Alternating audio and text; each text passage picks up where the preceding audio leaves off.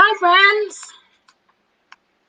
Let's go to the Hi. comments. Yes, hi. Welcome to the View from the Other Side. Yeah. We are here. How are you? Another Saturday full of shenanigans. Uh, I know. another week. I mean, it's going to be hot political, hot for the next 80, what? How many more days we got left? Like something like 90? It's less than 90 for sure. It's less than 90, yeah. I haven't looked at the Lincoln Project's countdown in a while. So you know how that goes. Well, we're going to have... But yeah, you're right. 80 something? I think it's 80. It's either 89 or 82. I don't know. Okay. 79. Gotcha. 79 days. Yep, I just looked it up. We're going to have 79 days of political 79. drama. Yep. But I'm looking forward to it. It's going to be good. You know what? I can't wait for the debates. That's what's going to be crazy. That vice presidential debate between Pence and Kamala is going to be... She is going to just destroy him.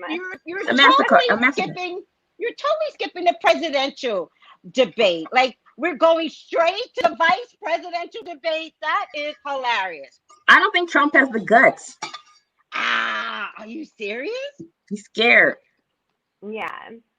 Well, you guys remember when Biden debated Paul Ryan and Paul Ryan was just sweating and he started stuttering and couldn't even say anything anymore? Yep. I feel like that's going to happen all over again between Harris and Pence. I could see Pence falling over with a heart attack because she'd call him out on something. Let me tell you something. She's a debater. Yeah. Yes. This is what she did in college. And by the way, did you see her at most of the hearings? She had bar stuttering. I mean, he heard the question clearly. He goes to answer, he stutters, and he goes, "Can I have the question again?" It was hilarious. They're not ready. How is Pence gonna win this? How can he study to prepare for her? No, he can't. I mean, she spent her whole life debating people, whether it was in the courtroom and the Senate floor, as a attorney general. So it's like, this is just her. Like, she's gonna own that stage. I wish that there was a way that she could be the one that would debate Trump, because I feel like she would just destroy him too. She should just be like, "Biden got this. Trump, let's go at it." She should just be like, "You know what, Trump, you've changed all the rules. Now we're changing the rules. I'm debating you." I would pray for that. Me too. It's gonna be like, I can hear the clown car music like as we speak. Like, it's gonna be so good. I can hear the music, the wacky sax. It's gonna be nuts because he has no. Yeah, could you imagine him being up there? Well, it's gonna be great. And her just, nothing's great. Show me what's great. What do you mean? What are you talking about? Have you ever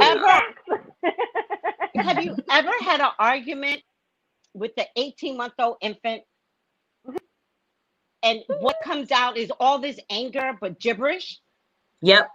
That's what I see Pence doing. Like, but not even like anger, because he thinks being in control is the professional way to be. So he's not even going to present like any animated, which I would pray for. At least give me a red face. Here's what I need. Priceless. Here's what I need for Pence. I need a Howard Dean scream moment, and then it just falls apart. That's what I need. I need him to Howard Dean himself into oblivion. That's what I need. Hi, Ezra. Oh, they can't hear you. Ezra, say hi. Hi. We have a birthday party. Thank you, sweetie. We have a birthday party to go to tomorrow. And my prayer is that he would MARRY That's actually perfect timing, but you have no idea what the hell I just said. What did I just say? Ah, that was perfect timing, though. Someday, because I don't know who's going to be able to PUT up with HIM. Yeah, don't worry about it. There's a good thing you don't read right now. Don't worry about it. Well, it would make sense because if her birthday's tomorrow, she would be a Leo. Leo and Sag together is a lot. You should see how she handles him right now. She's like, Ezra, stop talking. Stop saying it. Da, da, da, da. Right? Doesn't she do that with you? What day is his birthday, Tracy? Because my son's a Sag too. Oh, he's December 21st. Oh, my son's December 18th. But you know what's funny is that I want him to marry his little best friend, and she's an Aries.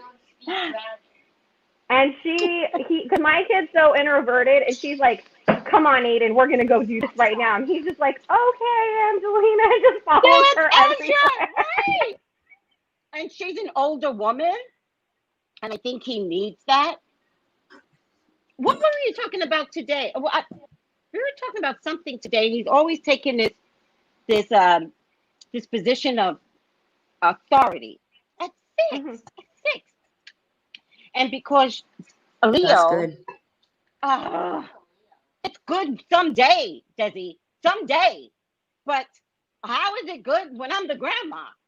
No, I'm saying it's good for public situations. I think I said this before to you. This is a kid who knows who he is and what he wants. There's not going to be anybody snatching him up in the van. There's not going to be anybody like, hey, I lost my dog. Can you help me find it? This is a kid that's going to yell stranger danger and like run.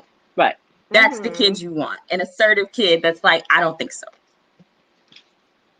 I agree. Just saying. Not that I'm victim blaming. I'm not doing that. But I love the kids that speak up because you're not trying to play them. You're not going to play them. Okay. On anything. So, Tiffany is saying, hey, Desi. Ty is saying, hi, everyone. W.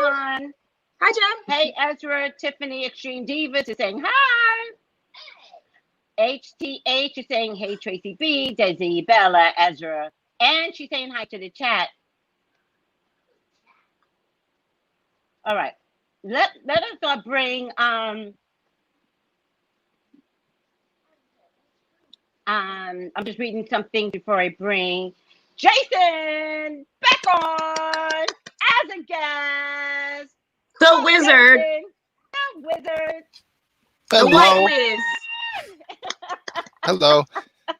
This is where I run out onto the stage, sit at the table. That's where you go. You do the show off hand with everyone. That's right. Show off my gymnastics moves. You know. You gotta do the psychic hands with everyone. Jason, you're such a comedian. Isn't this like the psychic hands? Like the no. Nope, that totally belongs to Jay-Z. We're not doing anything. We're not taking anything from Beyonce and Jay-Z. No, that is Jay-Z. Thank you for correcting me. Right out the gate. Awesome. I got your back. I got your back, Jason. Thank you. Thank you. Psychics better not take that symbol. Oh no. Not after Black is King, especially. Oh no. Okay, we'll stick to the high fives. Psychic high fives. How are you? I'm doing great. You know, the last time I was here, it was your birthday. There's like a lot of people on your screen. You know, chaos. It was like complete chaos. But it was a lot of fun. Thank you. Which inspired me, just so everyone knows, to bring Jason back. Jason is so engaging and so much fun. And in the comment section, everybody kept saying, I remember Jason. Where's Jason? Oh my God. And I was like, Jason. From so many years ago. But by popular demand, you're back. Listen, he's another OG. Let's just call it what it is. That's right. OG. Mm-hmm. Right. Yep. And guys, what we mean by OG is those that have been in the game long enough to just be in their skin, like psychic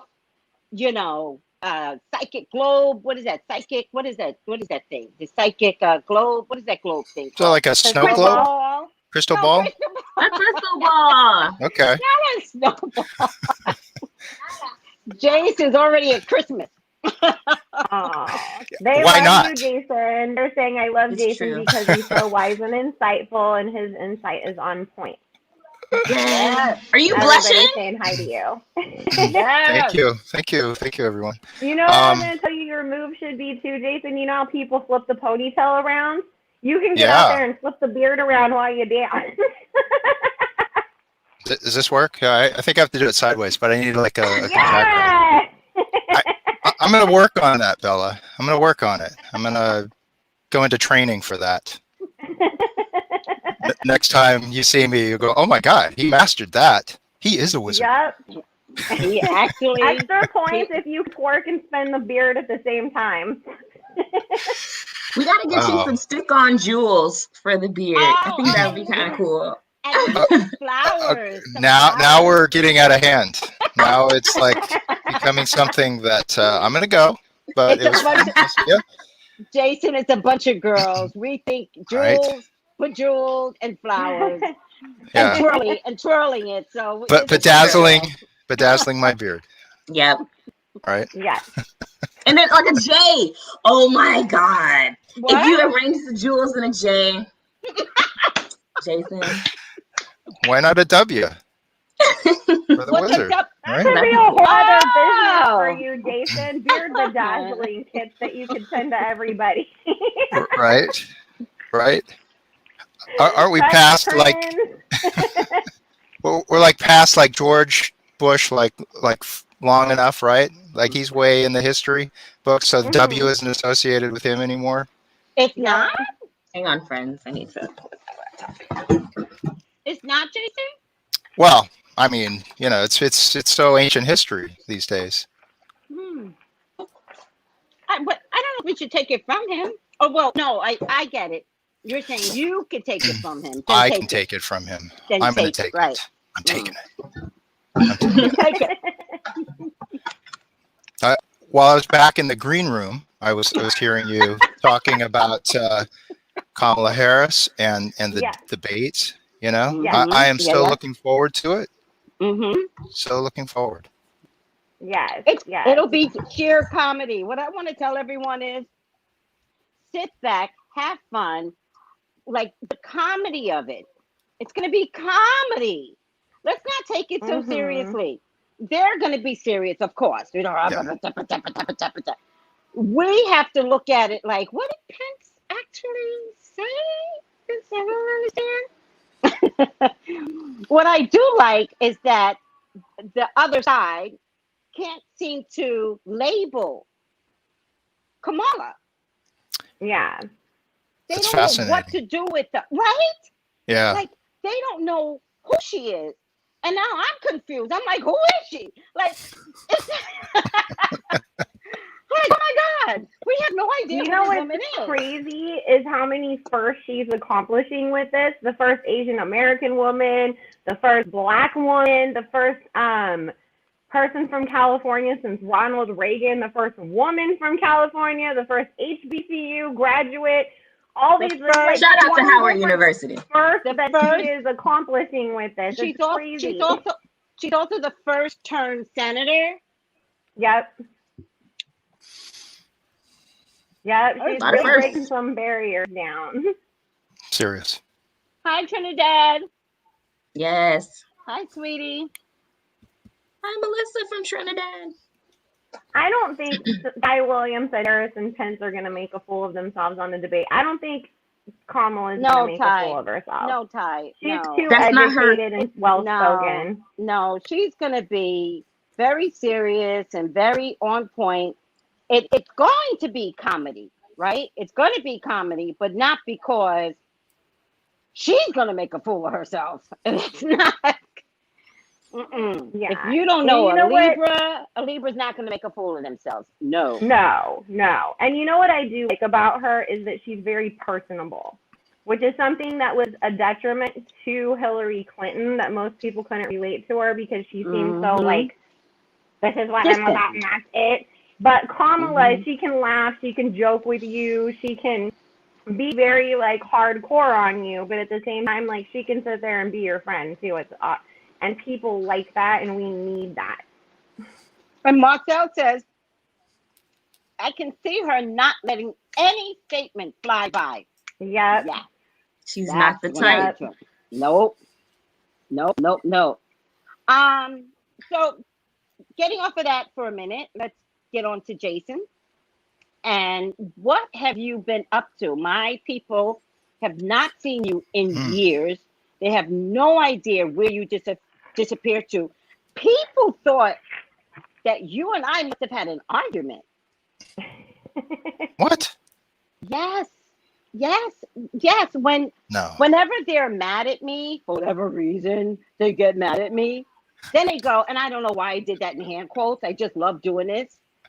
Then they go, why am I doing this? It doesn't coordinate, but you will see me do this a lot. They will go, and that's why her and Jason aren't together. And I'm like, what?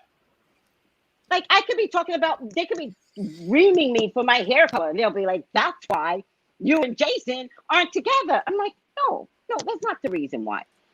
But of course, that'd be a good reason, though, right?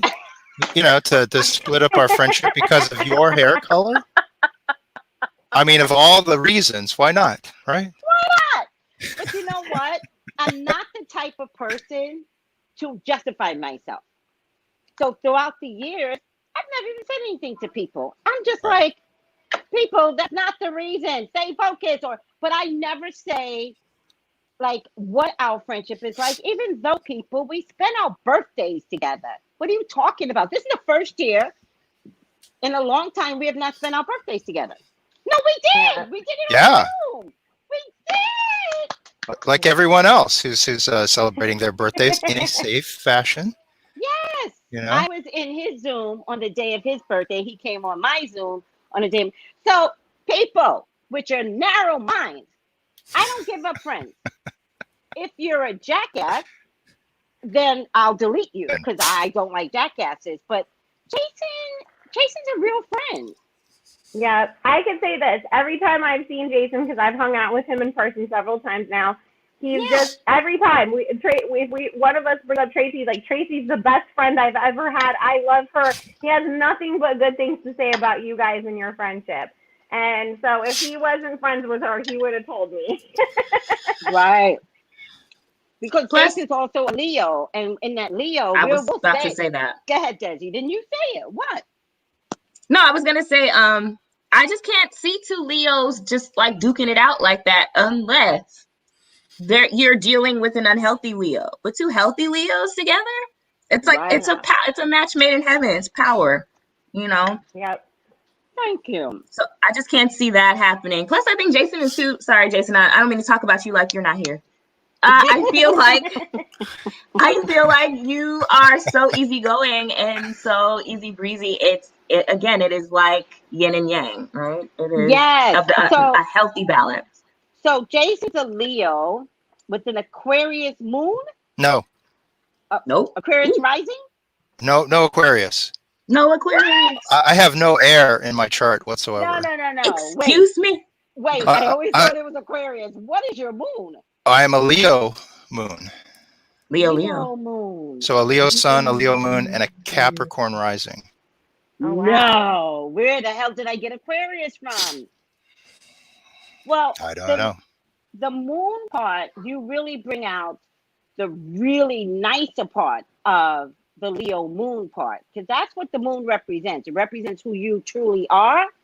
Yeah. And it could be your shadow side or the non-shadow side. And you always show the nice side of Leo in your moon, let alone the sun.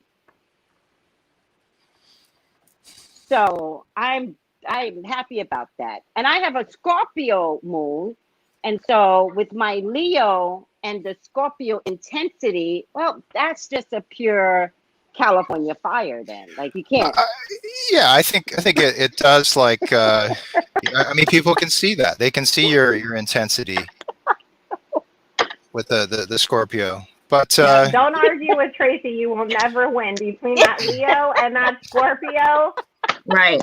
And also walk once away you're done, before you need therapy. yeah, exactly. I'll put you in therapy. Yeah. And for the rest of your life too, not just a couple seconds. Yeah, exactly.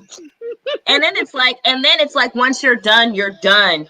Like it's over. Like she'll salt the earth so nothing else will grow back, kind of done. It's done. Mm-hmm. Yeah. So if you see Jason, she's not done. It's not, yeah, it's like the earth over me has not been salted. I am still here. I'm and to answer your question, as far as it's like when we were no longer working in the same physical space, and so that was part of it.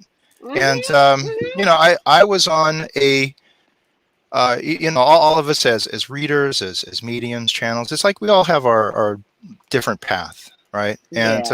And my path was to kind of deepen myself, and is to find out who it is that I was, and what could I do best in the world? How could I serve the world best? It's like I have a background in creating like Om chant albums for the yoga community, and so that's part. Do you have a copy of that?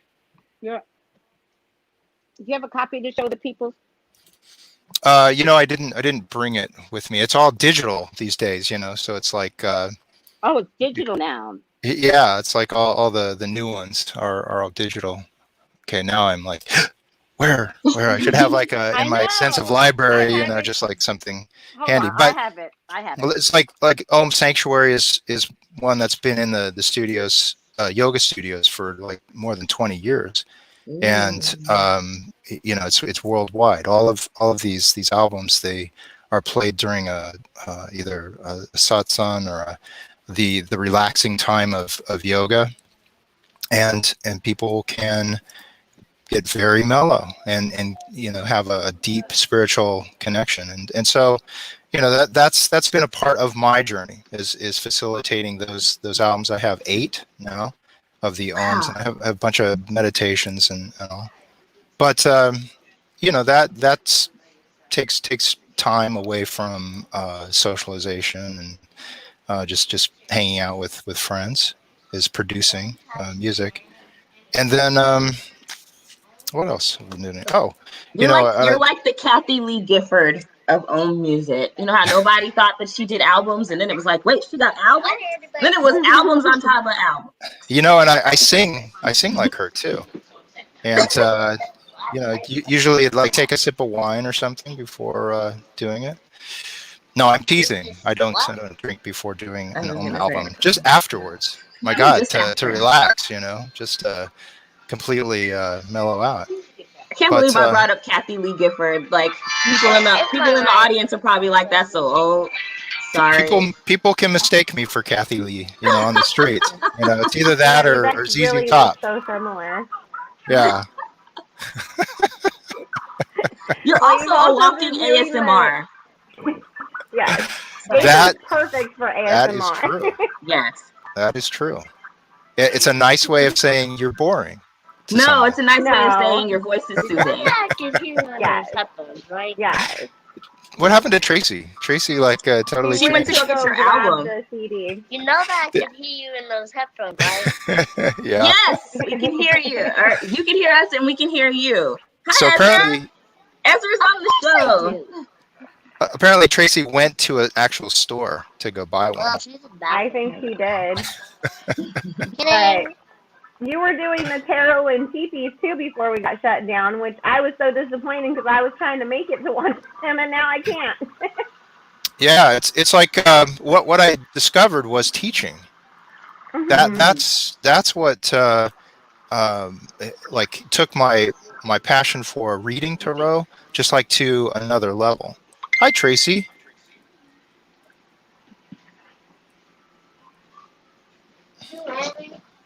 Hi, Tracy. I'm back. There you're back. You're back. Yeah, I was looking for your tapes but I was pretty sure. I was like, oh, I don't have to worry about it because I know Jason's going to have his tapes. But I didn't think that it was digital. So I went away to go find it. But during the commercial break. During the commercial, did you tell everyone about? Yeah. Do they know the .com to look up your digital or to purchase them? I haven't gotten there yet. Oh, okay. So were you waiting for me? No. We're talking about the history because you asked me, what have I been doing? I've just been filling in people about what it is that I've been doing. But I know it. So you've been filling them in, and where did we end off at? Where I started teaching, and that's been like about 2.5 years now of teaching tarot, of having meditation classes, of getting back into past life regression. Well, let's begin where it started, though. Yeah. It started with teaching tarot. Yes. And you would teach in-person tarot in Simi Valley. Remember that, Desi? Well, yes. No, go ahead. Well, what? No, I was gonna say I remember Jason offering the tarot classes, and then it just kind of went into meditation and then past life regression. Like it was a progression of things. That's what I mean. Yeah, it wasn't just offering a bunch of stuff all at once. It was was me finding my voice as a teacher, and as a teacher, Desi, I'm sure you can appreciate. When you have a bunch of knowledge, it's like, how do I, put all of this knowledge into my voice and be the person who shares this information. So that one, I'm getting the point across to others in that I'm not crushing someone else's spirit, by, like them losing interest in a subject because of me, So I felt that, with tarot, it's like when I was able to tap into what I felt I could effectively teach, then it was like, okay, I'm gonna go for it. And it's not so much, well, this card means this, and the Ace of Cups means this, and all. It's more like my enthusiasm for it, and how one brings together this sacred space where you see the querent as someone who is on a spiritual journey, and you look to help, just guide in those areas where they're having, issues. But it's always about them understanding their own life.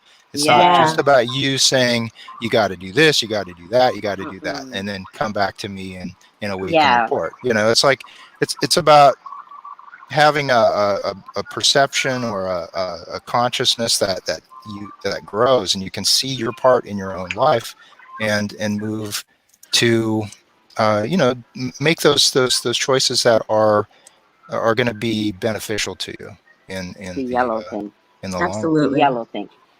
But Jason, you're forgetting. You kind of jumped from tarot to meditation to past life, but there was something in between with the teepees. That's when I saw this shift. I think I missed it. Oh, interesting. Desi. It sounds so good. Hella sexy. Whatever. Jason, come on. It was sexy. Jason stood up there and he said, "You." What is that? I was like,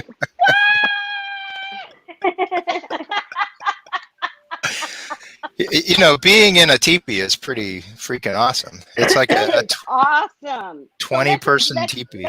Let's describe the teepee event, because Jason gave one on the 8th last year, which was my birthday, and so I gave myself a birthday present. But I also invited Yemi, which the gems know Yemi. I invited Yemi, and it was an experience that I was like, what?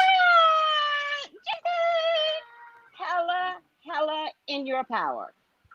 I love that. Yeah, I wish I could have videotaped it because it was beautiful. It's funny because when you're in it, it's like you don't necessarily remember all of it. You know, it's Yeah. like, but the teepee, it is this cone of power, you know, where Yeah. it focuses everyone's attention, Yes. and where this particular teepee is, and it's still there. Yeah. But it's the COVID, so. Yes, absolutely. There are no teepee events right now, and you know, with being able to have like a tarot experience in the teepee, it's like I took almost a note from my Queen Mary experience, where I work with groups and all that are around a table, and I'll put them to work as far as like choosing cards and all.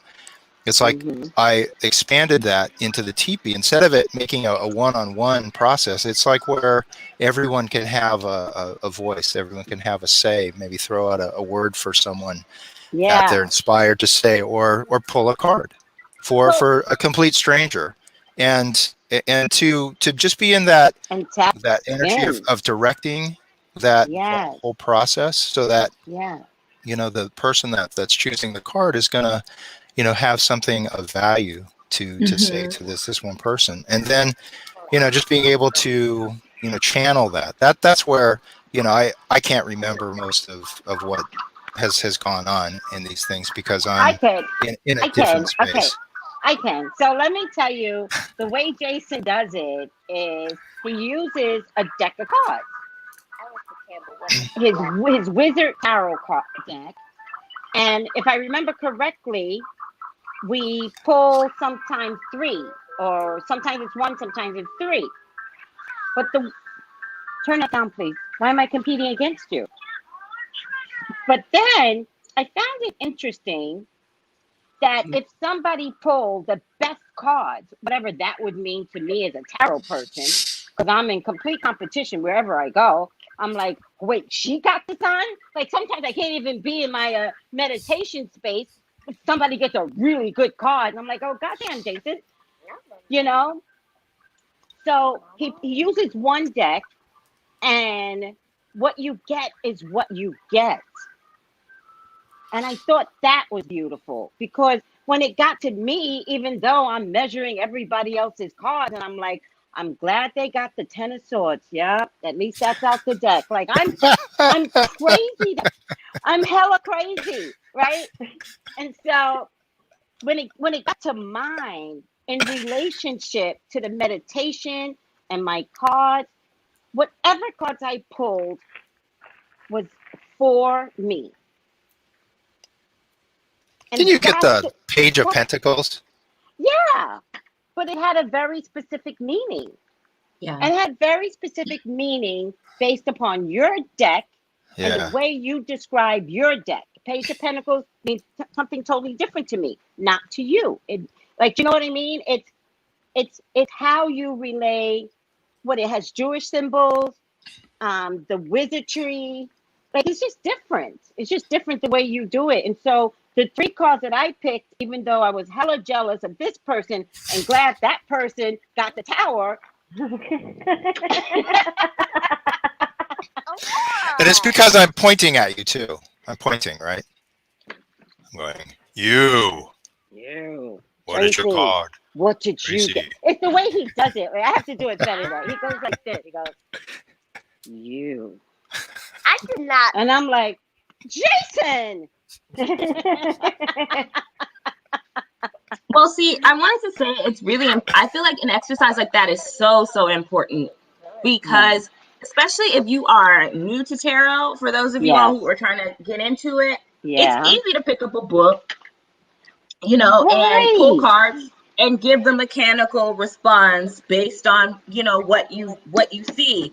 Okay, if I see the sun, it means this automatically. Okay, if I see the 5 of Swords, it means this. But they're not it. And in that way, when you're learning in that way, it's instinctual, I guess, to go by textbook definition. And in that, you're ignoring your own intuition. What is the card telling you intuitively?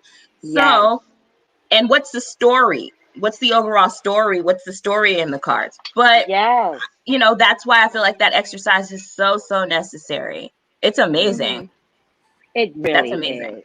It really is. And what's Go really ahead, Jason. What beautiful were you about going the to say? teepee is that, everyone is in the circle, Yes. and so everyone can, potentially be facing one another, Yeah. and and that Hopefully. equalizes a room, all right? Because Yeah. you can see Yes. when someone is relating their experience, you can see your own story in that. It's like Mm. everyone is connecting in a very deep level at that point. Hang on. Yeah. And so it's like really, quite beautiful to have that teepee circle that I like to have. When I'm doing classes, I love that circle of Mm. the group. And so Yes. obviously it can't be like hundreds of people or so. If you have Yeah. 20 people, Yeah. that's about where it works. But Yeah. where one can look into another's face and see their joy, see their pain, That's and so sweet. Mm. and it can keep it more engaging Mm-hmm. too I for really like that. the just everyone else, because it's like you get your chance, right, Tracy, as far as like there's only one chance to pull cards for it. Yes. Yes. Because you only use one deck. So, Mm. Yeah, and I don't right. take the cards and put them back in, so you're not going to get the That's my point. You the don't put sun the card. You're cards back in. Mhm. So you use one deck, everyone holds on to their cards, and you get what you intuitively, spiritually get. Yep. And it always matches up. It's I just like that. beautiful. Yeah. Yeah, That a lot. I miss not doing the teepees. We had one scheduled for April, but like a lot of us who had a lot of stuff scheduled, after March, it's like we're having to go through just the change up here. So, Mhm. but when it opens up again, it's like I'll do more. And what's fascinating about the teepee is that it burnt down. Yes. During the Malibu fires, the teepee was up for like eight months or so, and then built this wonderful community. And then Yes. the fires took it down, and then people said, you know what, that meant a lot to us, and so they donated enough to get another one Yes. raised up there. Wow. Yeah, Yeah. and And then then right COVID after hits. that, COVID. Can't get Yeah, this TP up. Mhm. But the TP is an amazing, amazing concept. And she has really done an amazing job coming up with this concept. And then she has these. I went to what, maybe 3 events, and one of them was yeah, a gift of the sound bowls. That was nice. yes. Ooh. Yeah. And one of our girls here in the gems, I don't know if you know what that means, Jason, but they know what it means. She does the sound bowl, so she's starting to step in because in terms of African Americans, we're just learning a lot of spirituality. We know a lot about Mhm. religion, not about spirituality. So one of the African American girls in the gems, she does sound bowls, and she's doing an amazing job at developing that. Yeah. Yeah, and she's able to talk about the frequencies and the how they're attuned to certain chakras, and they can be the activating parts of our being. Mhm. Yeah. Mhm. That's beautiful. Yeah, I mean that's what the Om does. The Yeah. Om is like it activates that crown chakra Yeah. part of feeling connected. Yeah. Feeling And you connected to your life, to the universe, so that you know that you belong and that you have a part to play. and you I'm start gonna out start with the listening to them don't before you? school so I can. Oh, Desi, do it. Or maybe you could do it before you go to bed, even, Yeah. so that you could wake up really zen. Mhm. It's a The really good only idea. thing I would say about that is you can program yourself to fall asleep to it. If you Ooh. hear it during the day, then you might fall asleep. Don't ever drive while listening to the Om, because you'll just like Yeah. go into like a trance, because it's very calming. It's just incredibly soothing. But Mhm. Okay. Okay. So, Jason, then we cut to COVID hitting, and everybody was in a panic. except me, and I think not even you, Bella, because we were kind of isolated anyway. Yeah. Right? We don't get to go outside much, so because we kind of had this COVID practice, way before the rest of the world. But Yeah. then Yeah. COVID hit, and you, Jason, had to figure out what did that look like. And I remembered you started out with your meditations. You had already done past regression, but I know in the Zoom you were doing a lot of meditations on Sunday, right? So what were the Sunday events like? Well, there were some Om gatherings, but all of this started in March. It all Yeah. because I All was a gatherings. newbie to Zoom in Yeah. March when all this Yeah. hit. Yeah. Uh, there were only a couple of things that I'd done on Zoom, but Yeah. every store that I was going to about 7 or 8 different stores in Bakersfield and around Los Angeles and San Luis Obispo. All of that gone, right? As far as I can do All the the stores. Toluca, what's the other one? Not Toluca Lake. What's that other street you did the readings on? that one. Not Toluca, Highland. It's No, my it's favorite it's right. place. It's my favorite place. Studio City. It's where Begin to the T. Does it? it's not Temescal. It's Uh, Tahunga. Tahunga. Yeah, Tahunga Village. So pretty there. Like Yeah. I used to work for another store, and after work we used to just go hang out at Aroma Cafe there. Aroma. Yeah, that's the popular cafe. And yeah, it's like every Monday work there at Muse House, and then go to the Vortex in Simi Valley and have a night class. So I was doing a lot of driving around LA, and when the COVID hit, it was like Nothing. everything. And so I started doing the Om gatherings, just these little gatherings that allowed for people to center themselves, because I feel it's important to be calm. It's not to completely freak out, but to get centered within their own spirit, and the Om is perfect for that.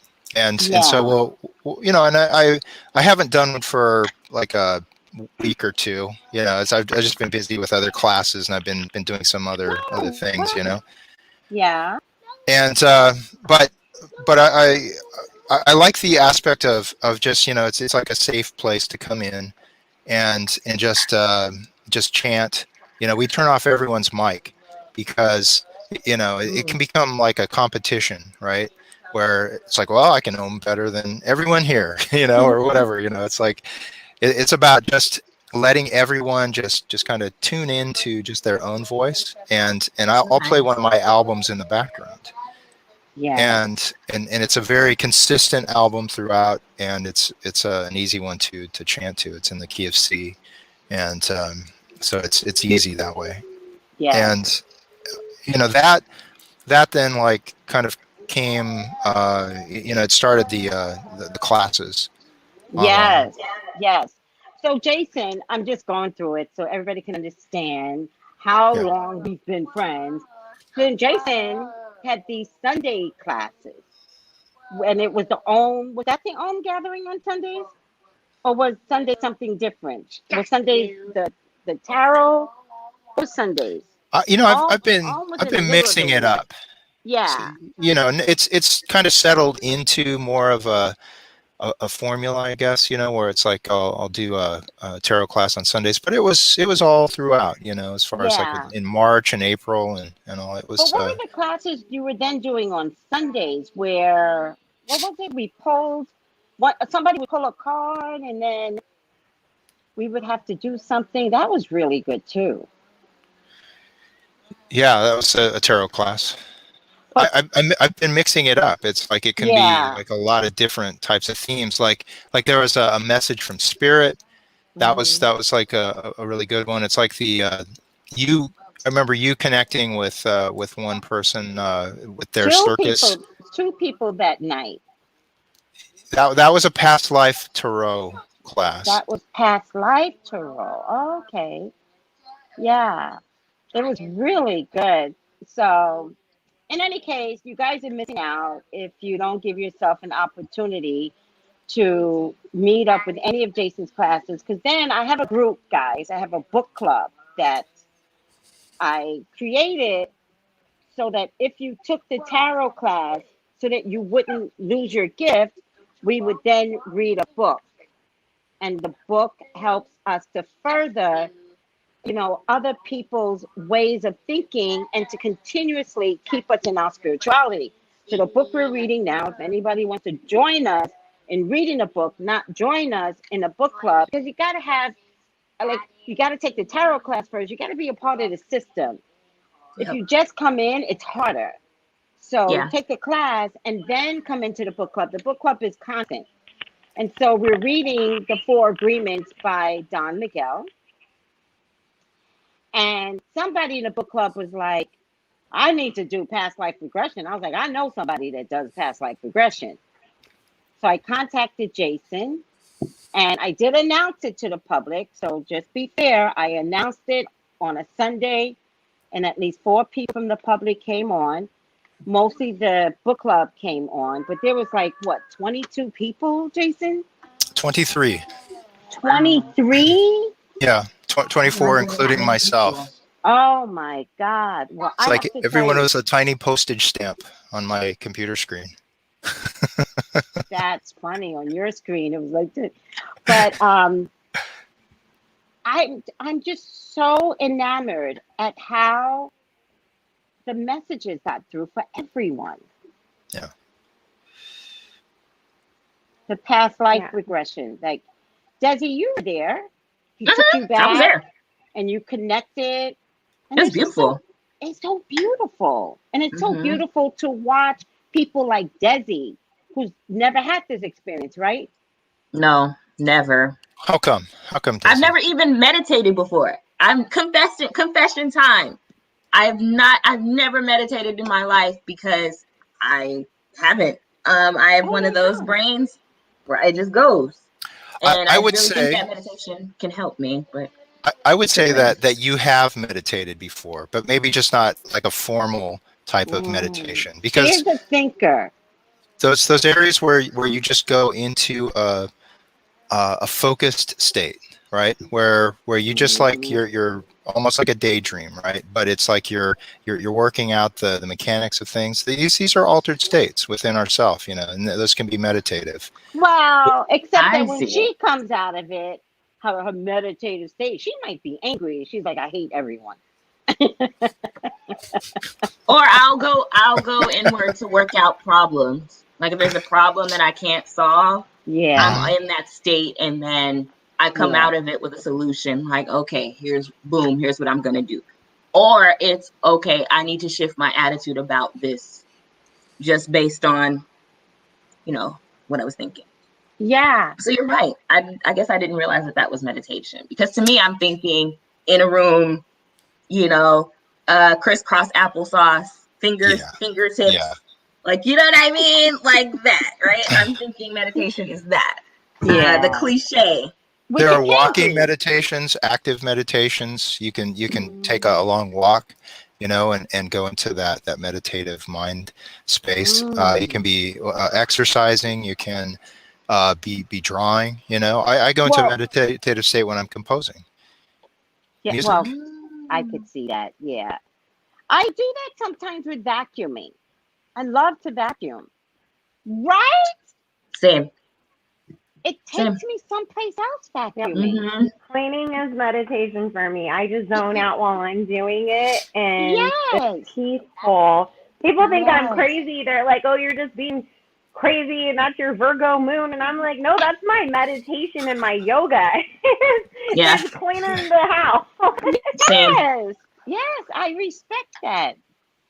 So, Jason, Terry Whitworth says, I would love to know more about past lives and how they shape us. Oh, that's a big, big question. It's a huge question.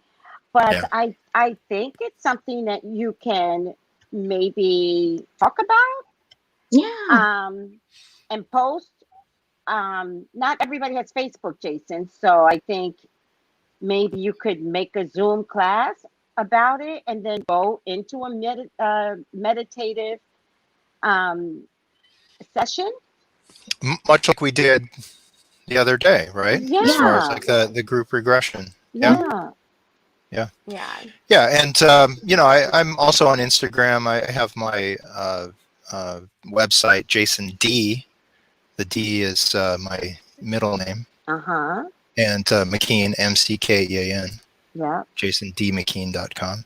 I put it up on they call it a ticker. So his Oh, at yeah. Jason, well, it's not at Jason. I had you down for Facebook at first. Right. And so it's just Jason D. McKean. I can fix it though. It's okay. It's the same. Facebook is Jason D. McKean. Instagram is Jason Terrell Wizard. Wait a second. Ty is asking, Jason, you're planning to do an answer, I'm not pronouncing it right, album about meditation. ASMR album. Listen to me. Isn't that where you're supposed to whisper? Yeah. Hello. It's soothing. Hello. It can be very soothing. Jason, don't do it. Don't do it. Tracy. Okay, Jason. Now you just sound. Listen. Now you just sound like a phone sex operator. We don't need those phones. Can we just not?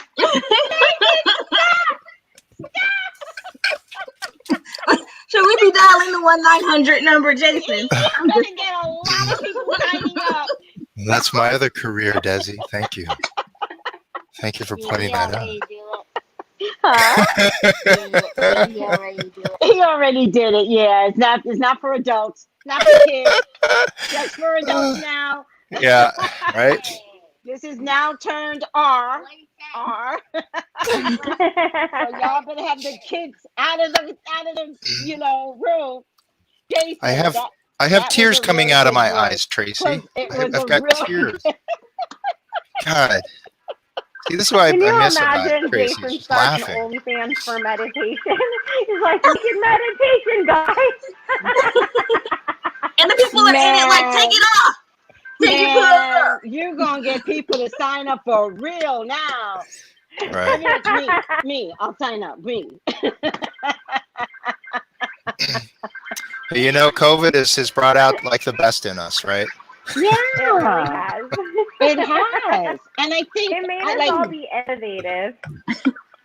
right. All those people that were procrastinating are now like, I always wanted to do this business, and I got fired, and maybe I should just do this business. Exactly. Shush. Because God has always been talking to you. Like, the business was always there. Yeah. And can I make a recommendation on somebody to follow if you guys are on Instagram and you do want to start any kind of business? And she has a free app too. It's A Conundrum. I'll put her name in the chat. Okay. But her focus is on helping people of color and women build businesses. So every time there's a new grant that's posted or anything like that, it's like I always say, she's business school on Instagram. She's incredible. All right. Hold on a second. So Jason, there goes another idea. What is it? I use it as I pronounce it ASMR. ASMR. There's another. Yeah, that's just it's been That's around another for concept. how long has it been around, Desi? Bella? Oh God. Mm-hmm. A few years now. It's been for a while, but it really shot up into something Really big, I took would off. say, in the last 3 to 4 years. Yeah. One of my clients, Tony Bambino, gave me a cross. He's with the ASMR group and gave me a cross which broke during the COVID. And I wore that cross for years. And he's tried giving like tarot with the whole whisper thing. And then Lisa Bonet's daughter did a Super Bowl commercial. I think with Coke doing ASMR. Just like listening to the fizz. I don't know. I mean, the relaxing, like. I don't know. I'll send it to you when I find it. To I'm me, not open the into Super Bowl can. commercial. But you have to. The whole thing is to whisper. So maybe I don't know. Well, it's whisper, but it can be Turn it down. sounds, like gentle You're sounds. so rude. Turn it down. That's true. I think it's just any sound that one would consider Okay. soothing. It doesn't necessarily have to be voices, right? It could be a hairbrush in my beard, you know. I And I like could the voice. I like could the just voice. purr. Do it. And I'll just- ASMR. I like the voice. Who wants to hear an ASMR meditation from Jason? Speak up. Speak up. If you do, dial 1-900. Yeah.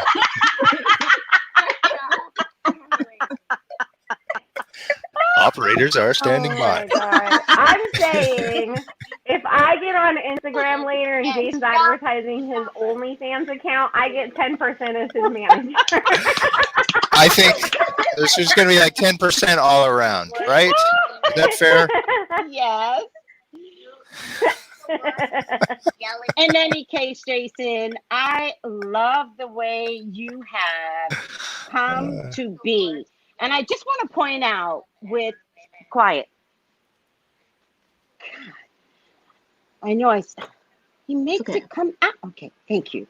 I just want to point out, like, whatever you're starting out to do, everyone, whatever that is, you're never going to end up there.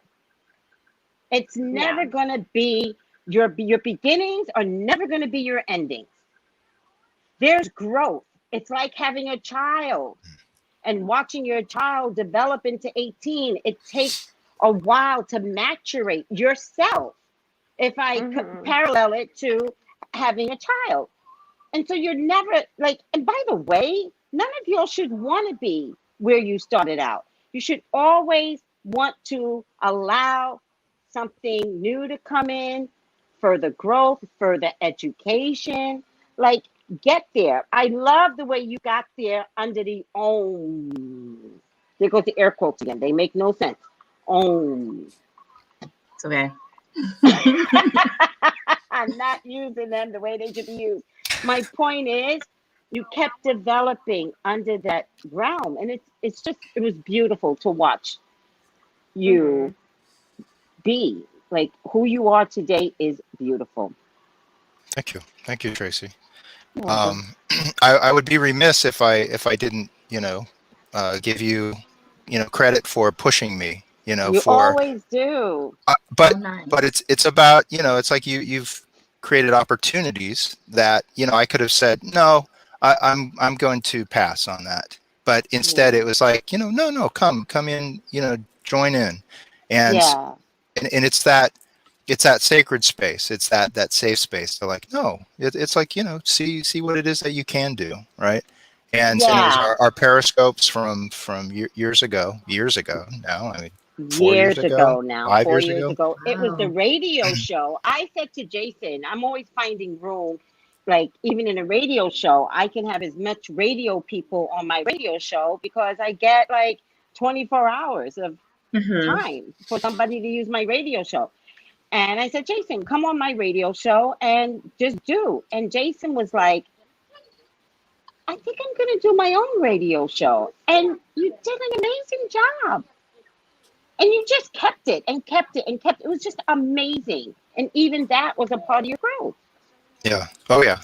Yeah. It's, for me, it's, my family, it's like my sister does a podcast, a radio show. My brother's been a radio guy forever, and so it's kind of a weird, like, and it's not competitive at all because we just do our own thing. Right. It's like, it's not we're looking at each other's ratings or anything like that. It's just we just do our own thing. But it's about allowing for who it is that we are inside to have a voice.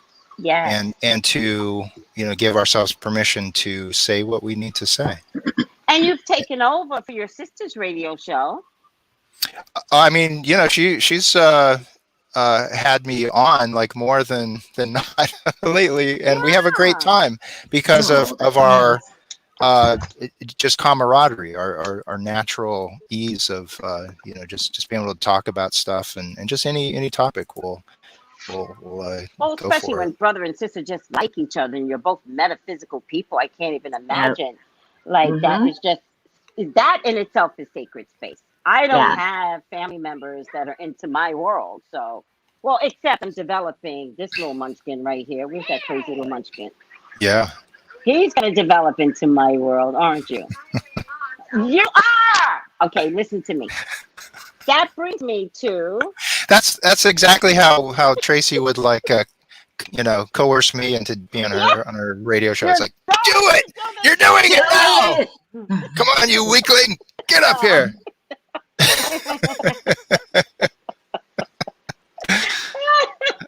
No, it wasn't like that. Sometimes it wasn't. But sometimes. Sometimes it has to be, yeah. The first few times, it's like there was a little bit of the arm twisting, just because I'm like, I don't know, what am I going to do? What am I going to say? Yeah. But I used to take tap from the time I was 3 years old. And she was such a mean lady, blue-haired, mean lady. And in hindsight, she wasn't mean. She was emphatic. And the one thing she used to say is, don't tell me you can't. And I never forgot that. Yeah. I never forgot that. I never forgot that I can do anything I want to. Okay, so that brings me to your next venture, Jason. What is your next venture? Oh, what is my next venture? Woo, Jason, what's your next venture? Can I talk about this? Do you want to? Yeah, I mean, I know it, but why not? So, I'll start it this way and say that I during this time of COVID and all, it's like I've been activated to just allow for my digital self to go out there, whether I'm doing a Facebook Live or if I'm doing the classes or whatever. It's just like that comfort with the electronic medium, and so I was talking. I had a reading with Tracy. By the way, I get my readings with Jason. But go ahead. You had a reading with me, and we were just talking about kind of what's coming up and what can I do, what's the energy of upcoming, and it was so interesting because it just kind of we turned this corner in the reading, and it was just like the end of the rainbow was just and it was about me putting together like just a format not too dissimilar from what we're seeing here, but something that I can invite different voices to talk about mostly like the spiritual realm or how one can affect their work in the spiritual realm.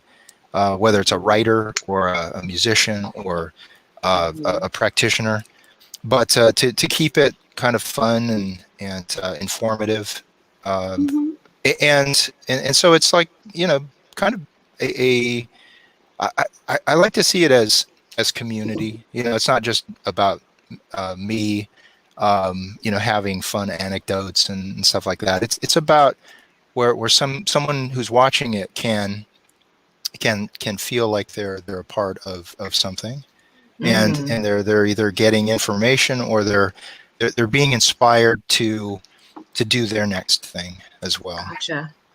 And so I have a title for it. I'm calling it the Wizard's Hourglass.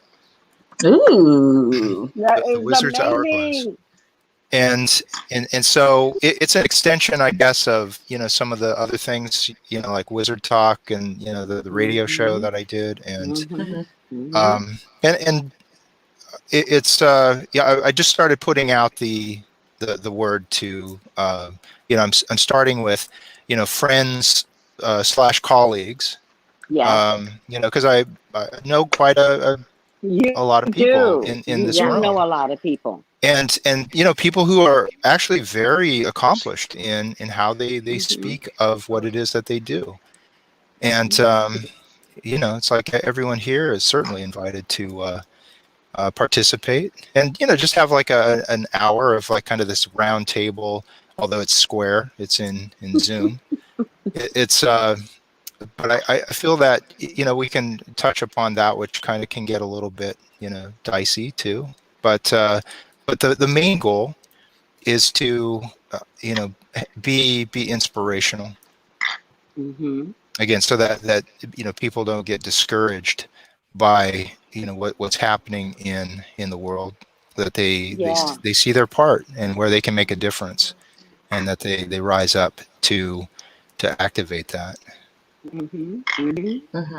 Jason, they're asking if you're going to create tarot cards or an oracle deck related to wizards.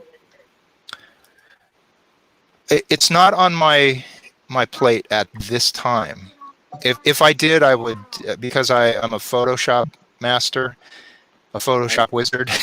I would use that medium, because it would be a lot of fun and it would look really, really cool. But and he would be on every card. He would be the Page of Swords, the King of Swords. Right? I would be the Queen of Cups, right? No, I wouldn't. But that's a great idea, Tracy. That appeals to my Leo ego, right? Oh, to be the God. center of everything. Absolutely, Jason. Everybody's saying they'll buy it, so you got it now. Do it like Oprah. Oprah's on every magazine, every cover. Do it like her. Who cares? You know what? In the world of COVID, who cares? I'm not going to like try to be the Queen of Cups and the King of Swords and all that. I'm just not going to do it. Well, here's the thing. You can have a queen, but you stand next to the queen, like in the back. Like, make sure your beard shows so that you're still in it somehow. I get that. My dogs, they're in it's called the Wise Dog Tarot, and Yes. Ananda, our girl dog, she is the Queen of Pentacles in it. But Archie, our boy, he's like kind of like at her feet there. He's like, yes, how can I be of service to you, on the my Queen queen? of Cups. So she's like drinking it, and it's like my face on it. You just put your wife on there. She's the Queen of Cups, and she's holding a cup, and Jason's face is on it. Or like you're in the background in a little picture frame or something. How about I just put myself on the back of all the cards? I was going to say, it's just your face on the back. That would be so much fun. Yeah. Yeah. I would buy a deck that just had Jason dressing up as every single character in the tarot deck. I think that would be love that. I love that more than I'll send you a demo of that. Yes. Yes. Just have a little photo shoot, play dress up, take some pictures. Hey, don't tempt me. I may do it. I may do it just you for fun. can take the pictures from your OnlyFans and put them on your cards. Oh, gosh. Well, here's the thing, fella. Jason was always constantly creating business cards. Yeah. Oh, wow. Oh, yeah. He had several. Okay. That's One of my favorites was when I took a photo of like one of the gypsy fortune teller in the booths, like a Zoltar type, but it was a woman. Yeah. And I took like myself, but I also kind of combined it with a mannequin a little bit, so it had like a kind of a little bit plasticky look to it and feel, and just like created it so I was in a fortune telling booth. That's hot. That was really kind of cool. Telling booths. I love it. It's one of my favorites when I go to like a fair, even though I know it's going to say something stupid to me, like, you are just a lovely person. I'm like, oh, that's not what I want to hear. Fortune teller, mannequin, behind the screen for a quarter. What do you want to hear for a quarter? Oh, no. If It's not about the price. It's about the event. And so if I ask you, plastic doll, gypsy, behind a glass for a quarter, give me an answer. And the same thing happens when I get The fortune cookies. yes. Here's the Everybody thing. else gets something like, you're gonna be amazing, you're gonna be a star. I get, you are so lucky to be nice. What? Look, for a quarter, I want to go to the machine and wish that I were big and then wake up in the morning and be, never mind. That was a horrible joke. Wait, you wish you were what? Big. Have you ever seen that movie Big, where he puts the quarter in the machine and wishes he was a kid? That's one of my favorite movies. Yeah. Those That's old all I times. can ask for 25 cents. I believe those things can happen. Like, I believe if you click your heel 3 times, like in the Wiz, like, I believe you can be and have anything you want. And I think magically, when you relax your shoulders and really just believe, I believe I'm going to be an entrepreneur. Guess what's going to happen? You're going to become an entrepreneur. I think of it though in the terms of what it is that we do, right? As readers and all. It's like I am changing a part of my life because of you, right? Because it's like we, through this reading, it was like, there was a direction there that was signaled to me, and it was like, I kind of filled in the blanks. It wasn't just like the full vision. It was like, oh, okay, what can I bring to it, right? Yeah. And it's like I'll put my gifts towards it, and yet it's because of, that instance in front of, the magic tarot card reader, who gives you some insight into the future. If they're willing to hear it, I've actually had to say to my clients lately, listen to spirit. You don't have to like it. Listen. If they decide not to fight, they're going to get an amazing message. But many people fight. And it's hard when they fight. It's hard when you're like, and I could tell. They're like, no, Tracy, no, he doesn't do that. And the cards are like, yes, he does. And then I'll be like, well, I have to do it the way spirit is telling me that this is what he does. And inevitably, in the reading, or sometimes they'll wait. And when we hang up, they go, oh my God, I am so sorry. This actually did happen. And I'm like, yeah, I know, spirit told me. So if they're willing to open and be available to information that doesn't resonate with their soul immediately, your wants and your wishes is totally different than what spirit has to tell you. Mm-hmm. But Jason, I love how we both met. I was resistant to the Green Man store.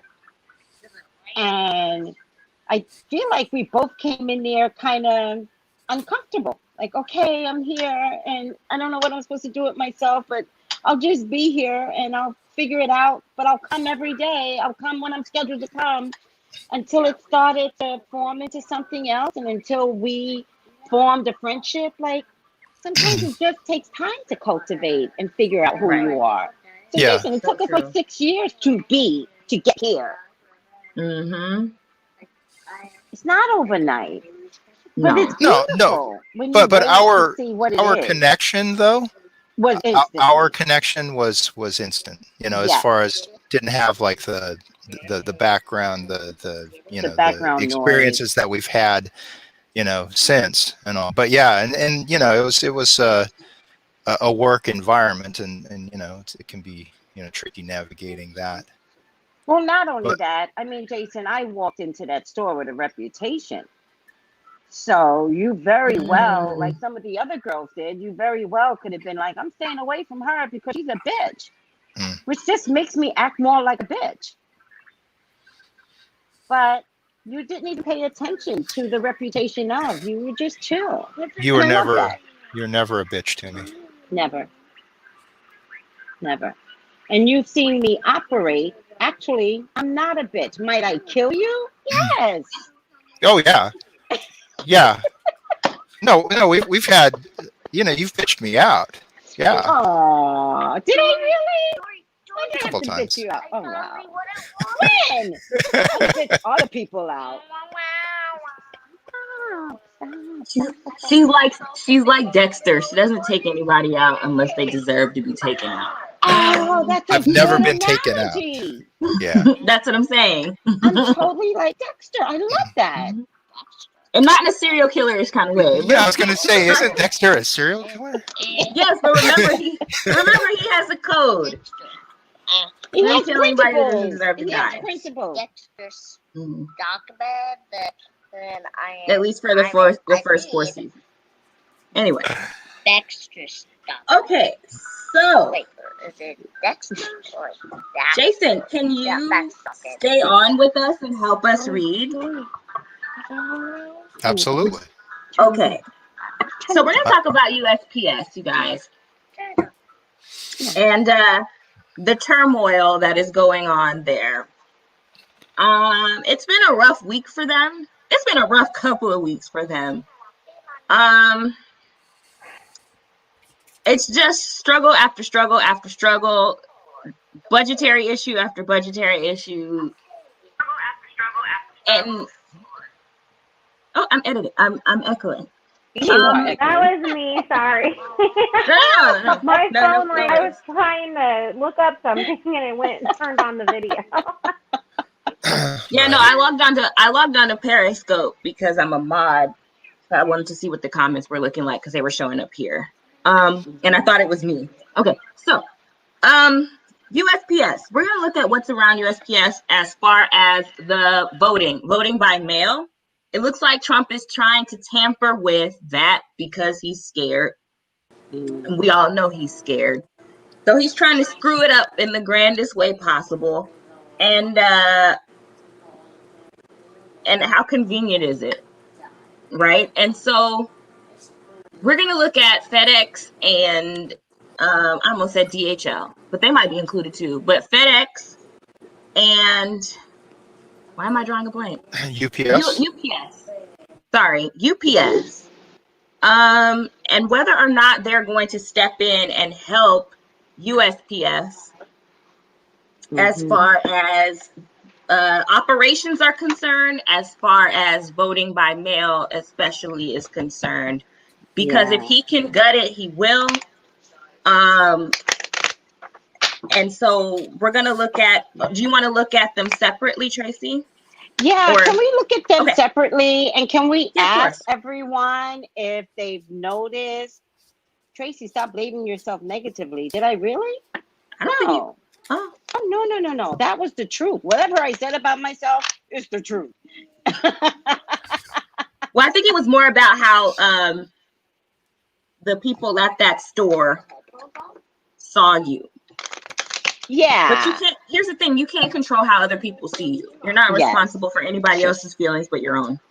Yes. Yeah. Yes. Even if you're a place with a bunch of people who are negative and toxic, it doesn't matter how good you are or how bad you are, they're going to hate on you anyway. I know. Exactly. That's exactly what it was. I mean, it was the other psychics, not the store per se. The store actually, in the end, they actually loved me in the end, even though they had to fire me, and I'm okay with that. But in the end, they absolutely loved me. But it was really the other psychics. And Jason, it was only because I was so damn busy. Yeah. Really? Yeah. Yeah. They weren't working, and my busy. black ass kept working. I was too busy. Yeah. And so with that, it was like, Tracy's too loud and Tracy's too aggressive. She has black girl problems. And it was like, what? Get out of here. Right. That was before the revolution was televised, or else if the revolution had been televised today, I would have told management, do you want to go there? Yeah. But what people don't seem to realize is that there is a lot of racism in corporate environments, and there are just a lot of Karens, and most of them were psychic Karens. Yeah, and that's the thing that I think a lot of people don't realize is that there's still racism and prejudice and misogyny and things like that within this community. Just because you know how to read tarot doesn't mean you're the best person that's not biased. Yes. Right. Yes. So That's a true. really good point. So, but now, I've always stood in my power, which I find interesting that I was even capable of standing in my power. But it just goes to show you, no one can take from you. No one can have you. You can give yourself away, but no one can have you. So you could figure that out in your boyfriends, girlfriends, marriages. No one can diminish who you are or your power. Might you have to change lanes? Might you have to break up with some asshole of a dude, asshole of a woman? Yeah. Might I have to get fired from a store? Yeah. But no one can take who you are and what God has for you away. It only got better. That's a really good point. And here's the thing. If you're mad about getting clients or mad about people staying booked or busy, like why weren't they savvy enough to do the same thing that you did? I'm going to go to the internet and I'm going to promote myself and I'm going to make videos that promote myself and I'm going to tell them to call. I'm not going to say the name of the store, but I'm going to tell them to call. I'm going to tell them to call me at that store. Let me tell you something, Jason. What does Griffin say to this day? It is, a commendation about like how it is that you're a go-getter, you're a marketer, you're a sharp businesswoman. It's like, you go after it. It's like, be like Tracy. Right. At the store. And I find that just tickles me hella black because you know why? Because I was never in competition with anyone. So in the end, after I'm gone 4 years, I wasn't right. After I'm gone 4 years, for y'all to have a meeting and for Griffin to be just so kind, like, listen, we've met this young, amazing woman, and she marketed herself. Hey, stop competing against me. Stop, Ezra. Because you will lose, Ezra. True. No, Wolverine's totally true. I mean, I went through a huge all of 2014 was a tower moment for me, but it led me to exactly where I am right now, and I am extremely grateful for it. Yeah. And that's why I always tell people too, like, if you were in the middle of your tower moment, that just means that what you were in had to be torn apart so something better can be rebuilt in its place. That's you can't COVID. build a new house on top of the old house. You got to knock the old house over, grade the land, and then you can build your mansion where the old one was. But you can't do America. it on top of it. That's why America's in its tower moment right now. Absolutely. So, Jason, are you joining us? Are you going to look to see if FedEx or which one are we doing first, guys? Yeah, I'm joining. Which one first? Let's look at FedEx first. Okay, FedEx first. Okay, I wanted to say something because people in the comments were dropping gems. Where's that comment on? Oh, triple F-bomb Faith Family Fitness. They said, but they announced they are going to stop the removal of the letter mailboxes until after the election. But what is the purpose of moving them in the first place? They got caught. So they also did that. But hold on, Desi. Hold on. They already removed so many, though. They said they're going to stop. They didn't say they're putting them back. Right. Yeah, they removed hundreds of them just in Eugene and Portland alone, and Seattle. Yes. Yeah. And why those states? Like, how did it came out to be those states? Are those states planning to go blue? What is that? That there's some inside stuff going on? Oregon, Seattle, Washington, Portland, Oregon, the majority of protesting is happening there because they have not lit up about it. No. They're out there every day. The moms, they have that mom group that's out there every single day fighting for George Floyd still. Moms, yeah. Yeah. I have that as a banner. Hold on a second. Banner. Yeah, no, there are liberal. Wall of moms. Wall of moms. And also hashtag wall of vets. Yep. And these are the Utah people. Yeah. So they're going into liberal spaces and then sabotaging them essentially. Yep. Also, I remember somebody who worked at the post office was saying, or one of the like the postmaster general or something like offices of, they were saying they were removing hundreds, even thousands of mail sorting machines. Yep. In an attempt to slow down. I went to the post office the other day at 3 o'clock to go mail out the deck of tarot cards that I promised last week. They told me that they're not taking any more packages until next Tuesday, so they made me leave. They said, we're just so behind. They're lying. They won't take any. And I went to one of those shipping places, and they said, we're not allowed to send anything over to the post office right now, so I have to go to FedEx on Monday. First of all, they're lying. Nothing has changed in terms of the mail. Nothing. Yes. Nothing has changed. The only change that's going to happen is the voting. So they've already started to slow down. And here's what I want to say to that. You guys, as employees, are assisting in slowing down the mail as employees. You can report your managers to the post office general. Report it to Nancy Pelosi. Let Nancy Pelosi know that this post office is purposely slowing down. My concern is whether or not they're going to throw stuff away, whether trucks are going to disappear, whether, like, this is ridiculous.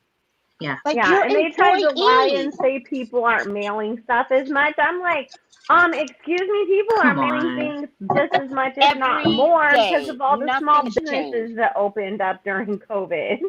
Yeah. So I want to look at, now that you mentioned that, Bella, let's look at FedEx. Yeah. Let's look at UPS. Yeah. Let's look at Amazon. Okay. So which one are we doing first? FedEx. Okay, FedEx. You guys go, because I'm going to run to the restroom again real quick. Yeah, and do you guys notice that as soon as Obama was the one that said they're sabotaging the mail for the mail-in votes, and you guys need to make sure you know where you can go to vote and let everybody know about it, all of a sudden they're like, the Postmaster General's investigating, and you guys don't worry, we'll fix it. But also, Bella, every state has, well, not every, I think it's every state or every county. I'm not really sure. I know in California, LA County has, I forget the name of it, where all the ballots go to. Yeah. And you can directly take your ballot there. If you drive, take it there. If you don't drive, get someone in your neighborhood to collect the ballots and drive there. But you do not have to be vulnerable to not having any drop-off, what do you call those mailboxes taken? You don't have to be vulnerable to that. You have to think outside the box. If you want something different, you have to fight for it. So you could drop it off. I'll read something that somebody wrote on Instagram. Just let me see if I can find it again. Yeah, it was like a direct, like tallying station or something like that. Yes. Let me see if I can find someone that said something. For You're looking too? Yeah. Yeah.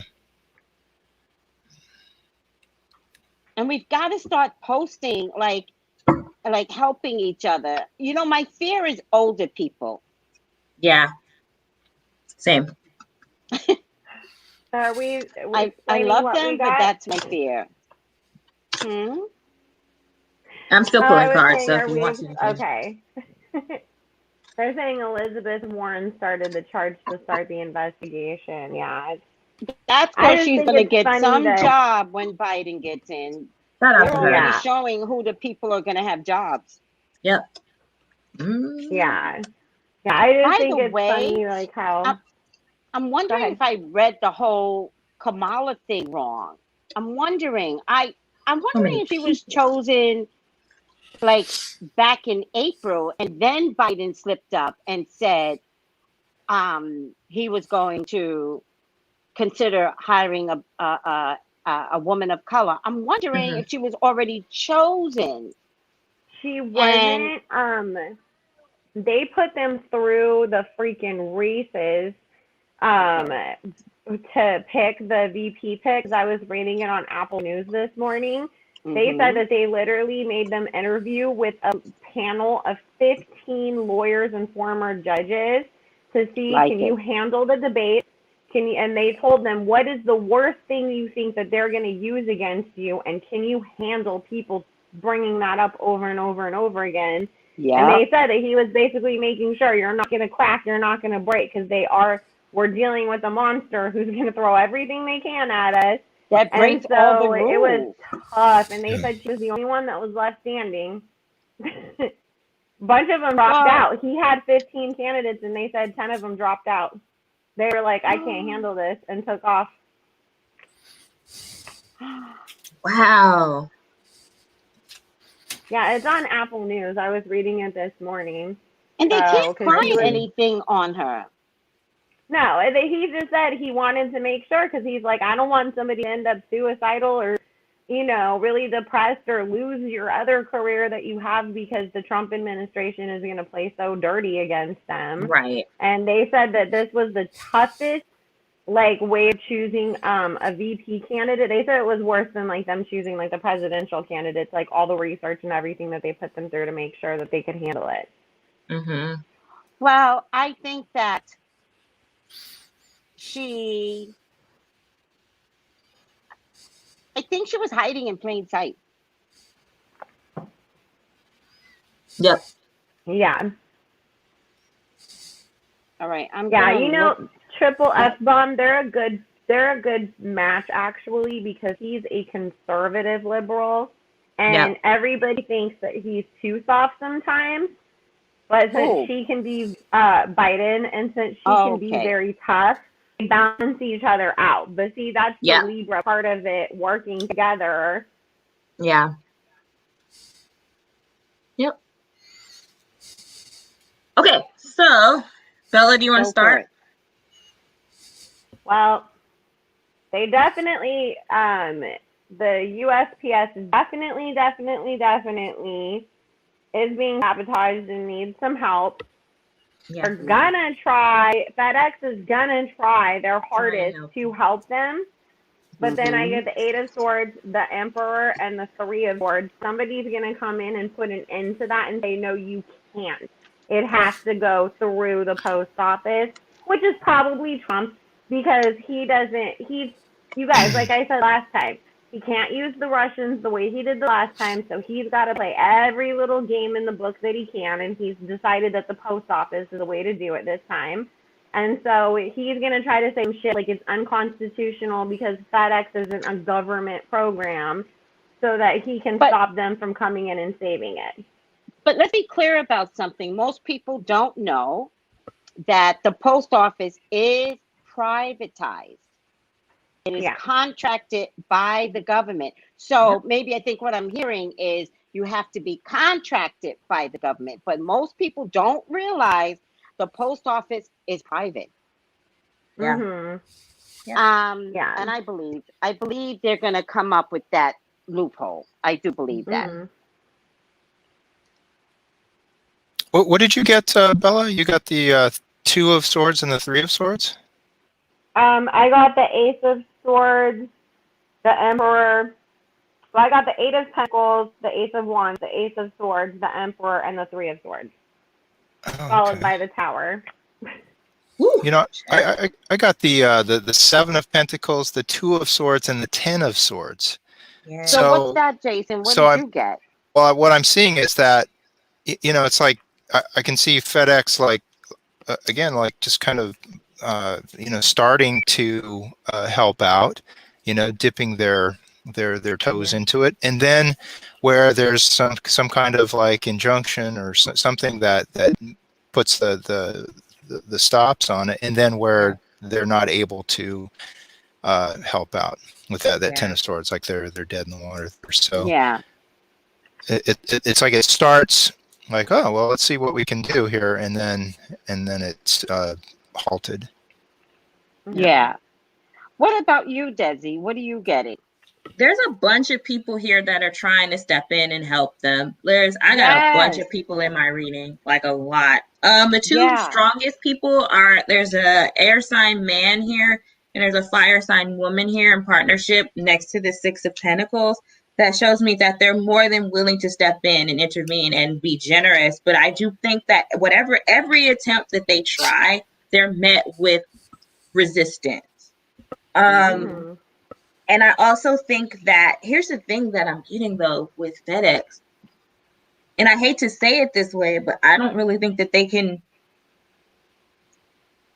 I don't think they're in a position really to step in and help anybody. I think they have their own issues, unfortunately. There's some stuff going on with them that I think might not, even though they want to help, I think their heart's in a good place. I'm getting that. And I do think that, they do have the financials right now to step in and the manpower right now to step in. I just think that they're forced to put the brakes on it and sort of retreat. And the way that they're going to retreat, it's sort of like see if I can use this analogy without sounding weird, but like it's the equivalent of somebody, I feel like Trump, there's some government, Trump, I'll just say it that way. Trump is going to like sort of smack them on the nose with a newspaper like a dog and they have to retreat with their tail between their legs. That's the way it looks to me. Yeah. It's like, at least we tried, we have to retreat, we have to pull back, we have and then they recognize here at the end that I have my own issues to fix. Yeah. Yeah, unfortunately. It's not that a bunch of people aren't trying to intervene though. I just think there are harsh words being said behind the scenes. I think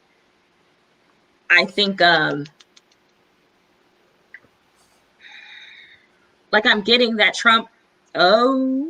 What? I feel like Trump is going to tweet something like extra nasty about them. Yeah. And then that puts the brakes on it. Like that's the start of putting the brakes on. There's something here about harsh communications. I feel like if they attempt to, I think they're also worried about how this is going to look. That's kind of it. It kind of echoes kind of what everybody's saying. Yeah, and I want to agree with everyone. At first glance, they would be so happy to emotionally participate at first glance.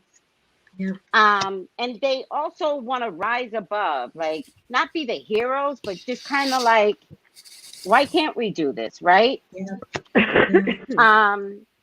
But then same card, they surrender. They surrender their ability to help and they fucking run. They run. Yeah.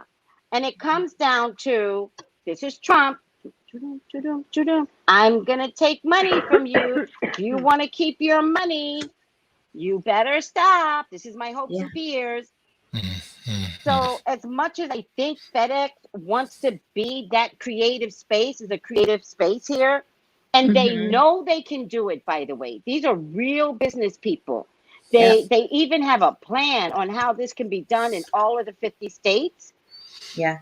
But this is Trump, all right? And it comes down to the COVID, money, federal dollars, Trump saying, dude, out. If I get back in, you're in trouble. Yep. But before I get back in, see if you get any federal dollars. It just feels like a whole threat. A whole threat. Yep. Yeah. And so they might, I think they want to. I think they have to retreat for now. All right. So that's FedEx. Let's look at UPS. UPS and then Amazon. Okay. Yeah, and just so you guys know, though, like, because I'm a medium first before anything else, and I communicate with spirit. They said if Trump does win the election, the Dems, especially Nancy Pelosi, are going to fight it and say that you fucked with all the mail-in ballots, and so we don't trust this. So it'll be like how in 2000 we had the hanging Chad situation where we didn't know who was the president. Except in the 50 states. Yeah. It'll Right. be like that because they're going to say you did everything you could when people are saying that they did vote or they couldn't mail in their ballot or whatever, and so they'll investigate.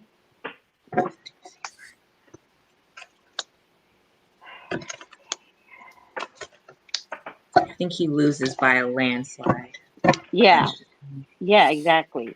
Or maybe because of him and his tyranny, bullied ways, they might have to change who governs the 50 states. I hope they recognize that one person cannot govern anymore. One person cannot govern. I really believe there is going to have to be a third person governing, which means the VP is not going to be second in command. The VP is going to be in alignment with the president, and a third party has to come in. So what do we have? 3 branches? Mm-hmm. There's going to be 3 branches of governing, but no one can control any particular branch anymore. Crazy. I've been saying that. I said if Trump wins, the government that we know as it is will be torn down and dismantled. Gone. And we will see that it's going to be an elected group of equal representatives who are going to run this country with equal representation. Like we'll have okay, we have a white guy, we have a black guy, we have an Asian guy, this way that no one group can be left out, and we each have representation for bigger cultural groups in office that care about the people. And what was it'll almost look like a model UN, like if you guys have ever seen, or like Parliament, something like that is the way that I'm seeing it. A group of people working together, not just one guy who has all the power. Yeah. Yes. That's why if he does win, you guys don't get upset. And don't it's just get part excited. of the power moment, and He's something done. will be torn down and rebuilt in its place in a better way. Yes. Don't get excited. Don't get upset. But if he does win, it'll be your own fault. Yeah. You have and to that's vote. why it'll get torn down, because You have to gonna figure be out like, a way okay. how to vote. Right.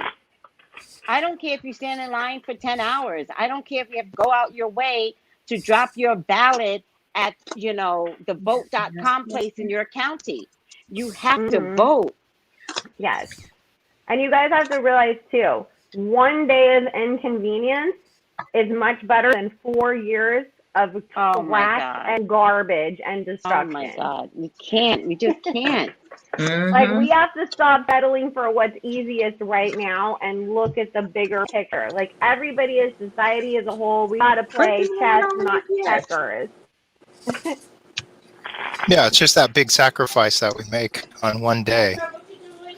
Yep. So that we can help clear up all the chaos. Yep.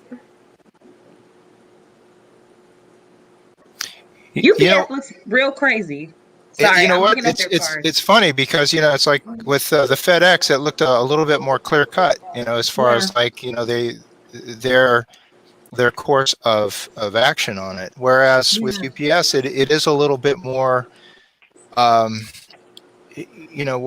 maybe they're just like right up front where they hardline it. I'm seeing like the Queen of Swords, like right at the opening where they're making a decision, like right out of the gate. But then it starts to get a little bit softer with the Six of Cups and the Hierophant. Yeah. And I think that they may try to help with some of the structure of it without maybe doing the work. They might be either providing spaces, whether they're sorting spaces or something that they are able to help out, but it's not that they're doing the work per se. Yeah. No, their cards look extra crazy because the first card I pulled was a Tower. The next card I pulled was the Seven of Wands. So it's kind of like I feel like there have been some tensions in the past between UPS and USPS. And so it's very much like not just no, but hell no. Fight your own battles. Do what you do. USPS. Yeah, Yeah. UPS and USPS. It's very much fight your own battles. We'll sit back on the sidelines. But then Can I have some more strawberries? they it's almost like they remember what they're fighting for. Like there's something here where it's like, okay, this is going to affect us too. And so we can't just sit back Yeah. and watch them collapse like this. That's the way I get it. I do think they're willing to talk. What's that last card, Desi? Oh, it's death. So Two of Cups and death. Right. I do think that they're willing. I do think that they're willing to open up to negotiations. But again, I'm still getting that. At first, it's no, not just no, but hell no. Then it's you fight your own battles. Then it's I understand the struggle, and I hate that it's you. And then, but I don't see them stepping in to help that much either. They're also retreating. Yep.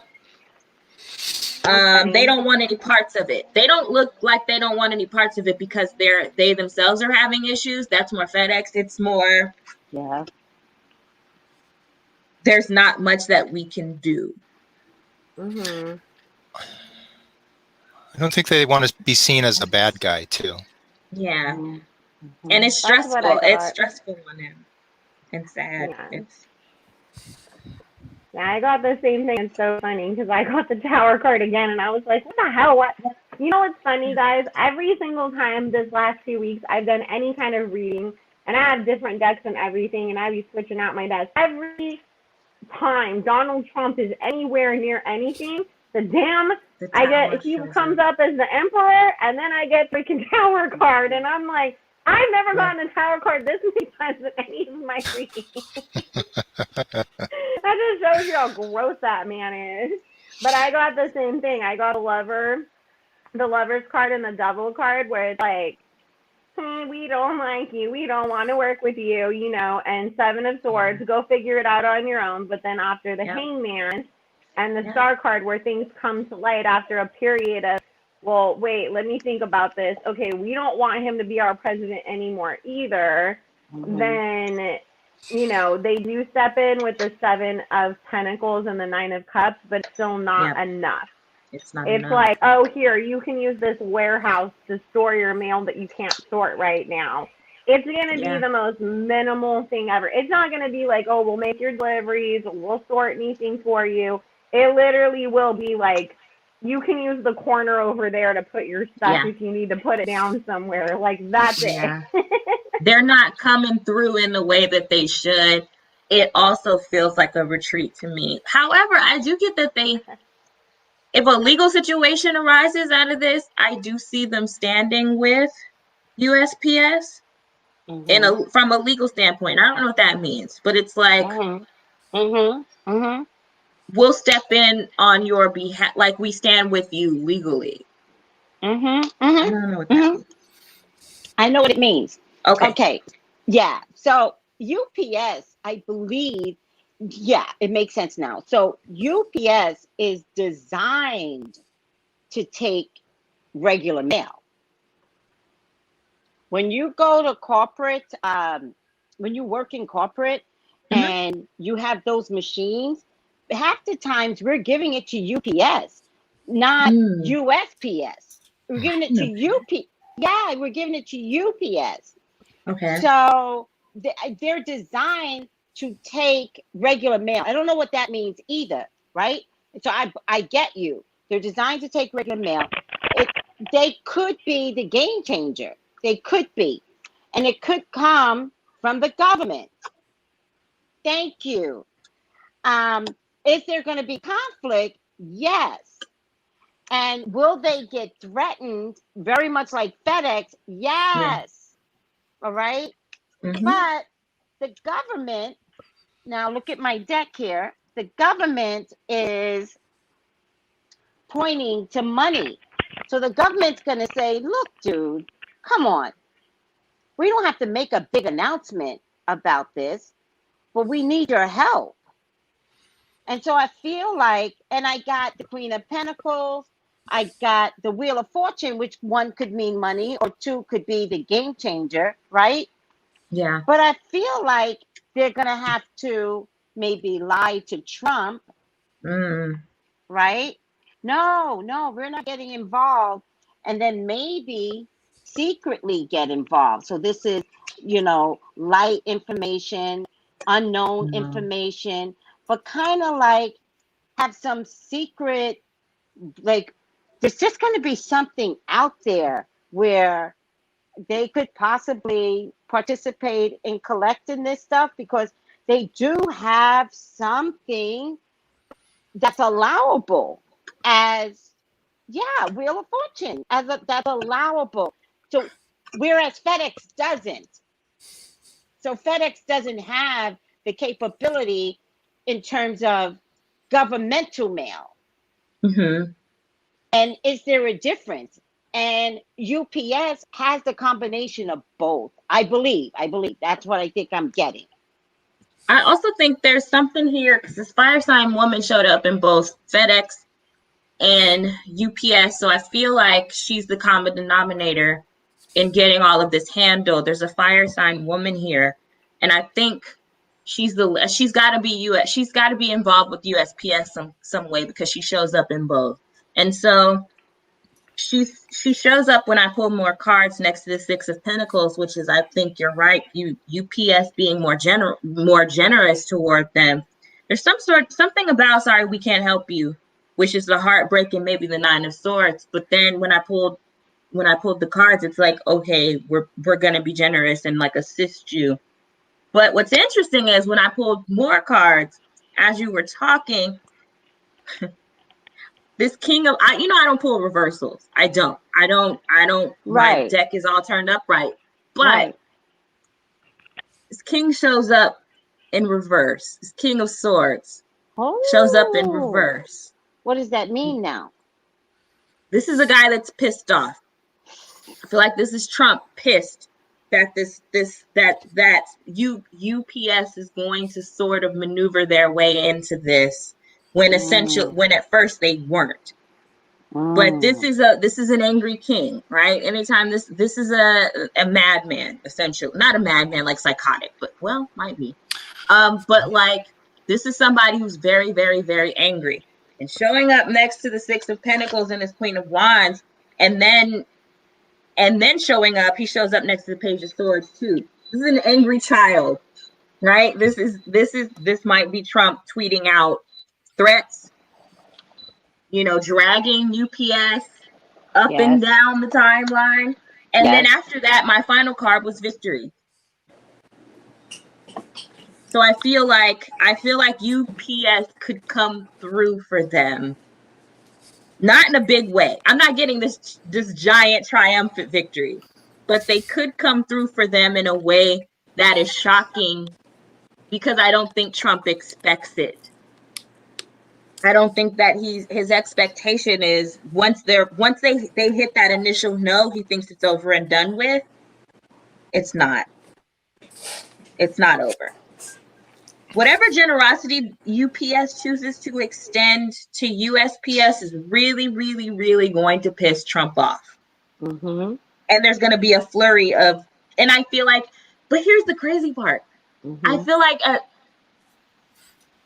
like they kind of work together. Where the more he tweets, the more he throws tantrums. He reveals himself. Right. The more UPS is like, okay, so we're going to do this. All right, so let's do this. And then they just start, they throw more money at the situation, I think. More time and energy.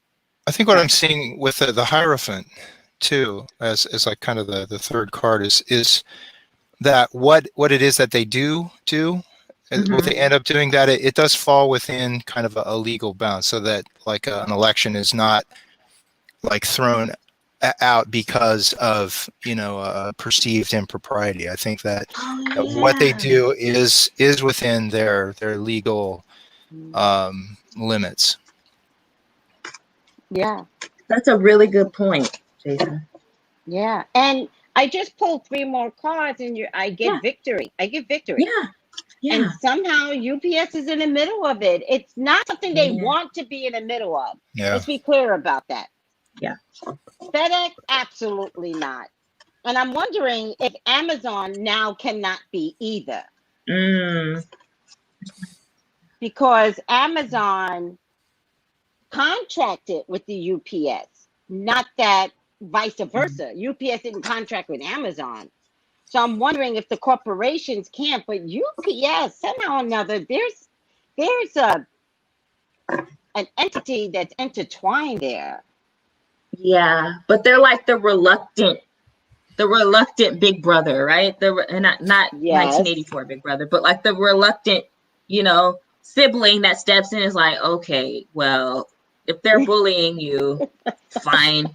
I guess I'll go. What's his name? All right. Like it's like what's his name? Donald Trump? Oh God. Right. We just want to do our jobs. We're not trying to get in the middle of y'all's bullshit. Right. But okay, give us an idea. Like what is it you want us to do? Right. But at first they're like, I'm not getting involved. You're grown, fight your own battles. And then it's like, oh. Well, that makes sense. So, I just looked up because I was trying to find out what Elizabeth Warren's birth date was, since she's leading the charge in all the investigations about everything. Yeah. But she's like a Gemini cusp Cancer.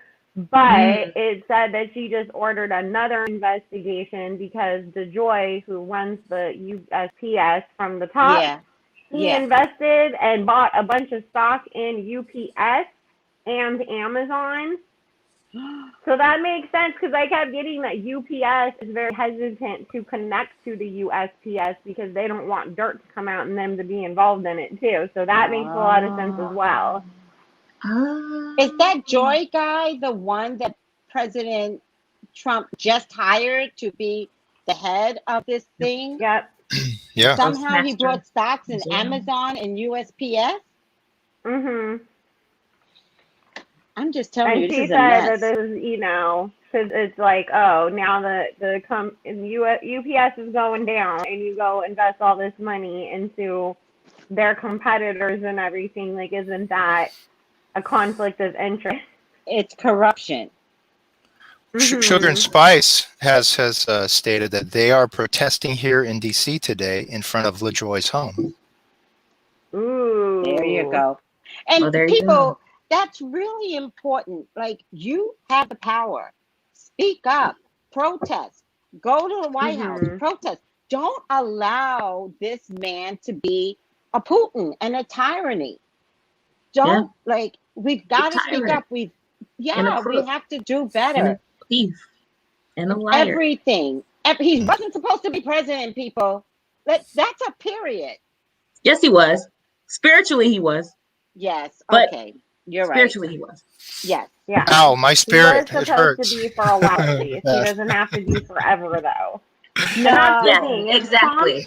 If Trump could get away with it, he would be like Putin, where it's like, oh, we're holding an election, and he would win every single time. Yeah. And just stay our president until the day he dies. And then he'd have one of his kids take over. So it's like, we have to get rid of him. Putin had some measure on his election ballots where something like he can stay president for 10 years. And they supposedly agreed to it, supposedly.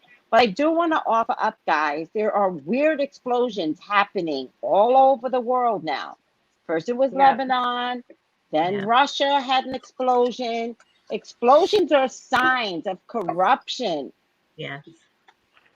All right. I found out with the Lebanese people, they couldn't even get their money out the bank before the explosion. They were having some Yes, they're having some And the economic whole issues. Lebanese government quit too because everybody Yeah. was What? protesting saw all that. of it. They all resigned last week. Every single Yep. one of them. After the explosion, right?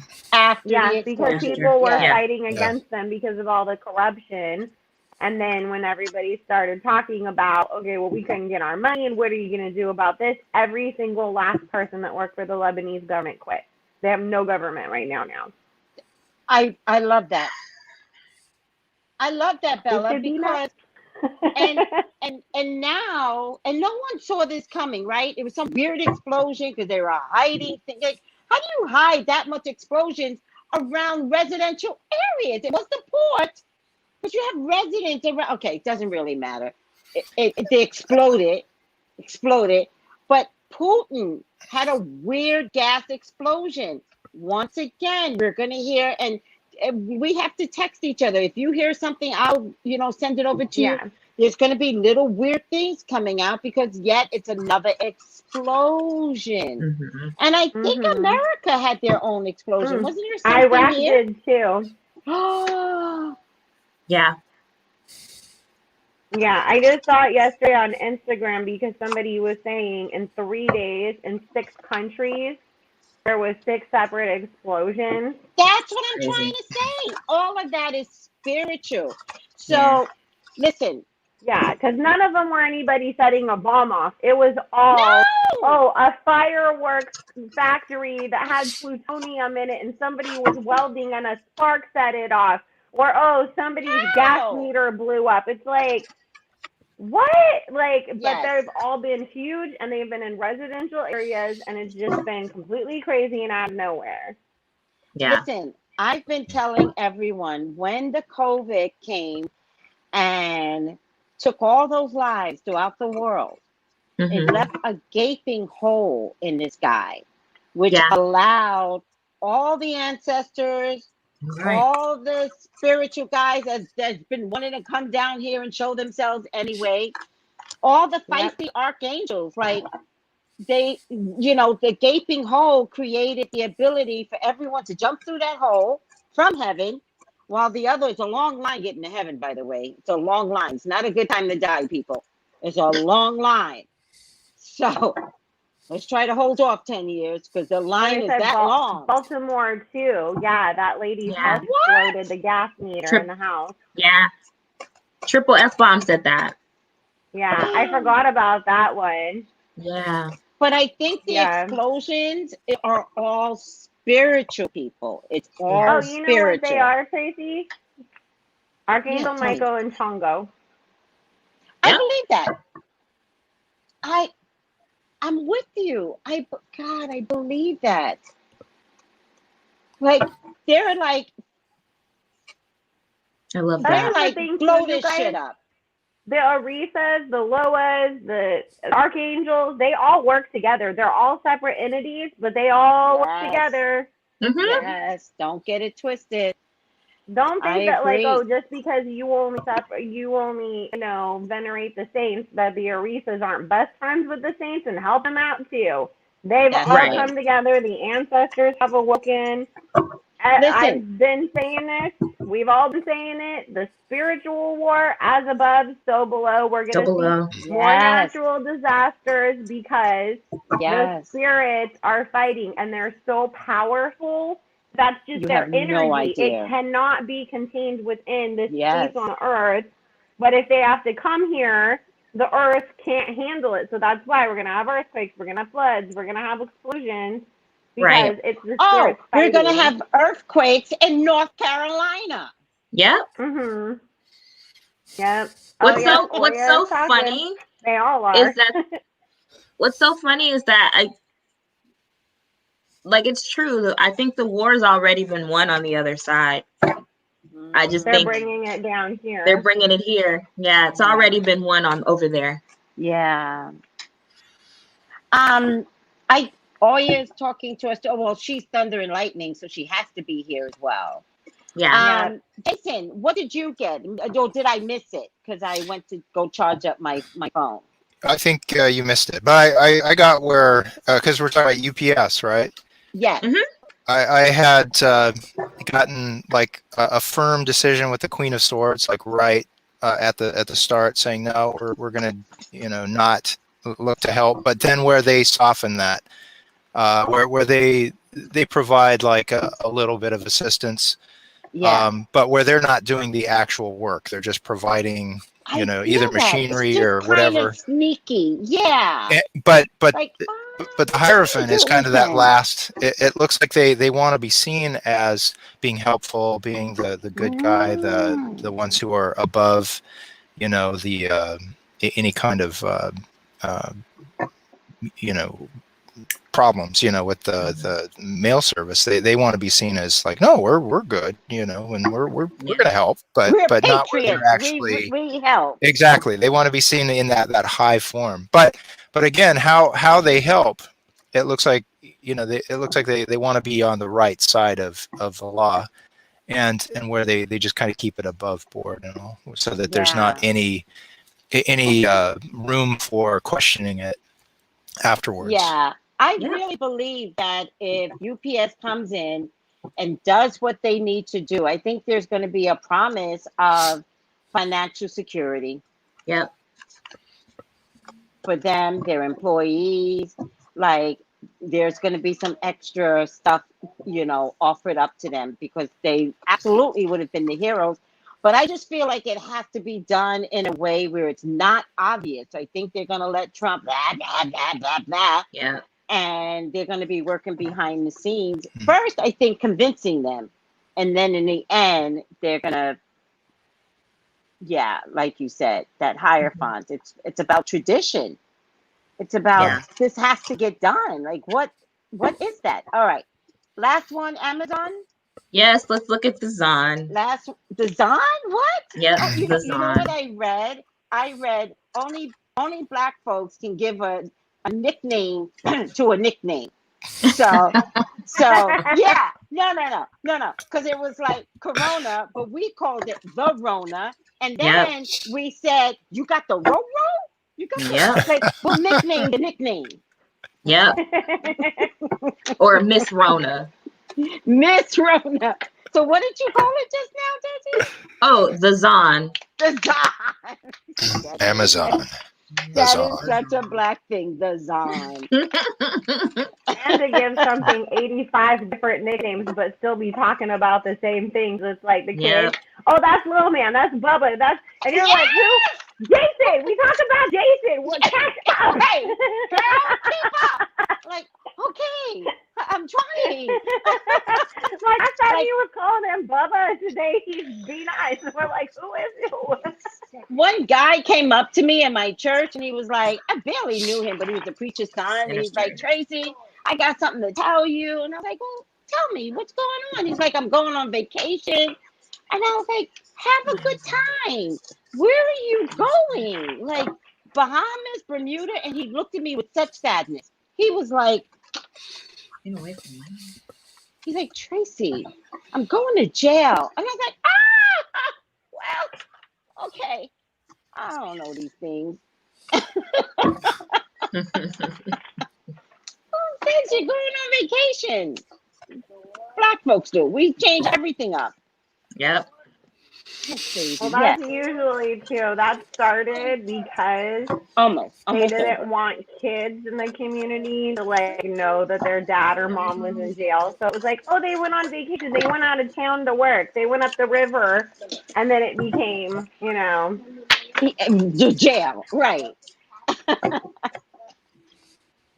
Okay. Hey! Don't put a timer on me. I'm too grown for that. Let me take your video. Oh, you're so cute. You're cute. All right. Yeah, I love that. Well, that's my good side. You have all your sides are good sides. Okay, guys, who wants to go? Oh, Cora. Nobody calls it Cora. Now you're just making stuff up, triple S. Rona. She's like, oh, the Cora. Just adding things now. Stop it. Oh, boy. Turn it down. They got ugly energy, them. Those Amazon folks. Yeah. Got some ugly Yeah, stuff because going I on. keep getting Judgment, Three of Cups, the Hermit, then Four of Pentacles, and Five of Swords. It's like, I don't like oh, that. we're gonna save you, we're gonna come help you, but then nothing fucking happens, and then they make an even bigger mess out of everything that they put their hand into. So it would be the worst decision for them to go with that, because Jeff Bezos loves Trump secretly, you guys, behind the scenes, because if he had somebody like a Kamala Harris ruling this country, she'd be like, nope, you're paying your taxes.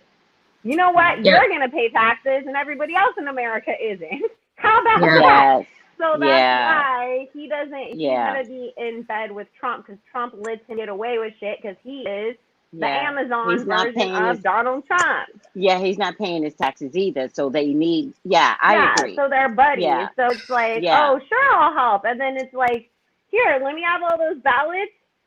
Okay, you guys, here's the ballots that we got, and the rest of them are sitting in an Amazon box back in the warehouse underneath all the freaking towels ready for a used big car explosion. parts. Ready for a big explosion somewhere. Yep, Oh, I don't yep. know where that explosion came from. Yeah. Mhm. What did everybody else get?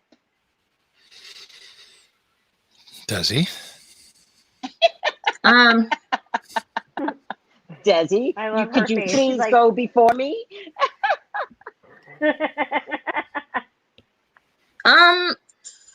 know what? Sadly enough, Jeff Bezos is a child, and child is real nasty energy. And I feel like here's the thing: secretly speaking, he really feels like USPS is getting what they deserve. He's not gonna say that. He's never gonna say that. Wow. But he feels like they are getting what they deserve. Again, I feel like this is another company where there's been a lot of tensions between USPS and Amazon. And I do feel like he's sitting back sort of laughing at them. Okay. Like on the surface, yeah. It's like, oh, well, we want to do what we can, and we want to do what's just. But underneath it all, he don't care about them like that. I think that he has also seen, I don't know why I'm getting this. Like, it's like USPS is a thorn in his side and has been for a while. Yeah. Okay. I do think that his allegiances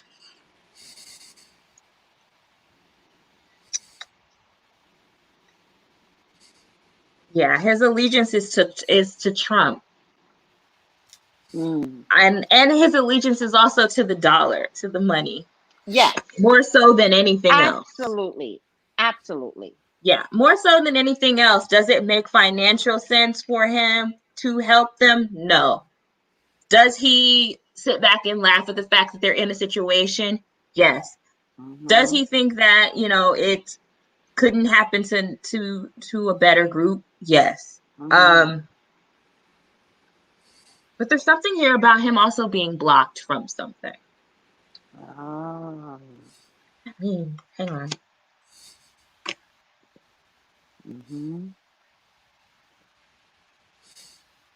I think, okay. Yeah, I think he tries to sort of overtake, like, okay, so he would like for nothing more than to overtake them and become the primary source for, like, okay, so the way I'm getting it is Amazon will step in and help, but what they really want to do is gut them. Like, secretly, they want to gut them. Yeah. And whatever new beginning or rebirth that they're going to experience, and I'm talking about USPS, not Amazon. I think he wants to shut that down. So there's something here about his allegiance to the dollar. What makes the most financial sense to him? He also feels like Trump makes him the most money. I don't know what that means. Almost as if they're business partners in a sense. Like they could be in bed together. Mm. Because it's like this. Trump, Painful. the This is so institution. painful. Yeah. Trump, the institution, right? It's ugly energy. That's all I have to say. I don't think it's sinister energy. Yeah. It's not good. There's no, at least with FedEx and UPS, it was, hey, we'll do what we can, but we're blocked. Or at least it's okay, I'll intervene on your behalf, even though I'm reluctant. Here, if it doesn't make financial sense for him, and what makes financial sense for him, the most financial sense for him, at least the advantage is for USPS to stay at the mercy of Trump. That makes the most financial sense for him. So he doesn't care. Ultimately, it's like, whatever. So let them the hang. only reason why I believe this, Desi, is because I watch things, but it doesn't make sense to me, right? So I watched Amazon contract USPS to work on the weekends. Yeah. And the post office was the one delivering our packages on the weekends.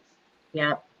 For a while, years. And then all of a sudden, it stopped. And Amazon was doing Amazon. And I don't know if you guys noticed, on the weekends, they contract these like day laborers. So during the week, you see the Amazon truck running around. On the weekend, it's day laborers. And how I know this is because the day laborers can never find my address, ever. Because it's a gated community. And so for them to find my address, it's really hard because the gate, where the gate is a totally different address. Yeah. And so they always call me and they're like, hey, we're trying to drop a package off. And I'm always like, stay there. Where are you? What corner are you at? And when they tell me the corner, I'm like, don't move. You know, put your blinkers on so I know that it's your car. And then I'll go and their car is jam-packed with packages. And I'm like, what is this?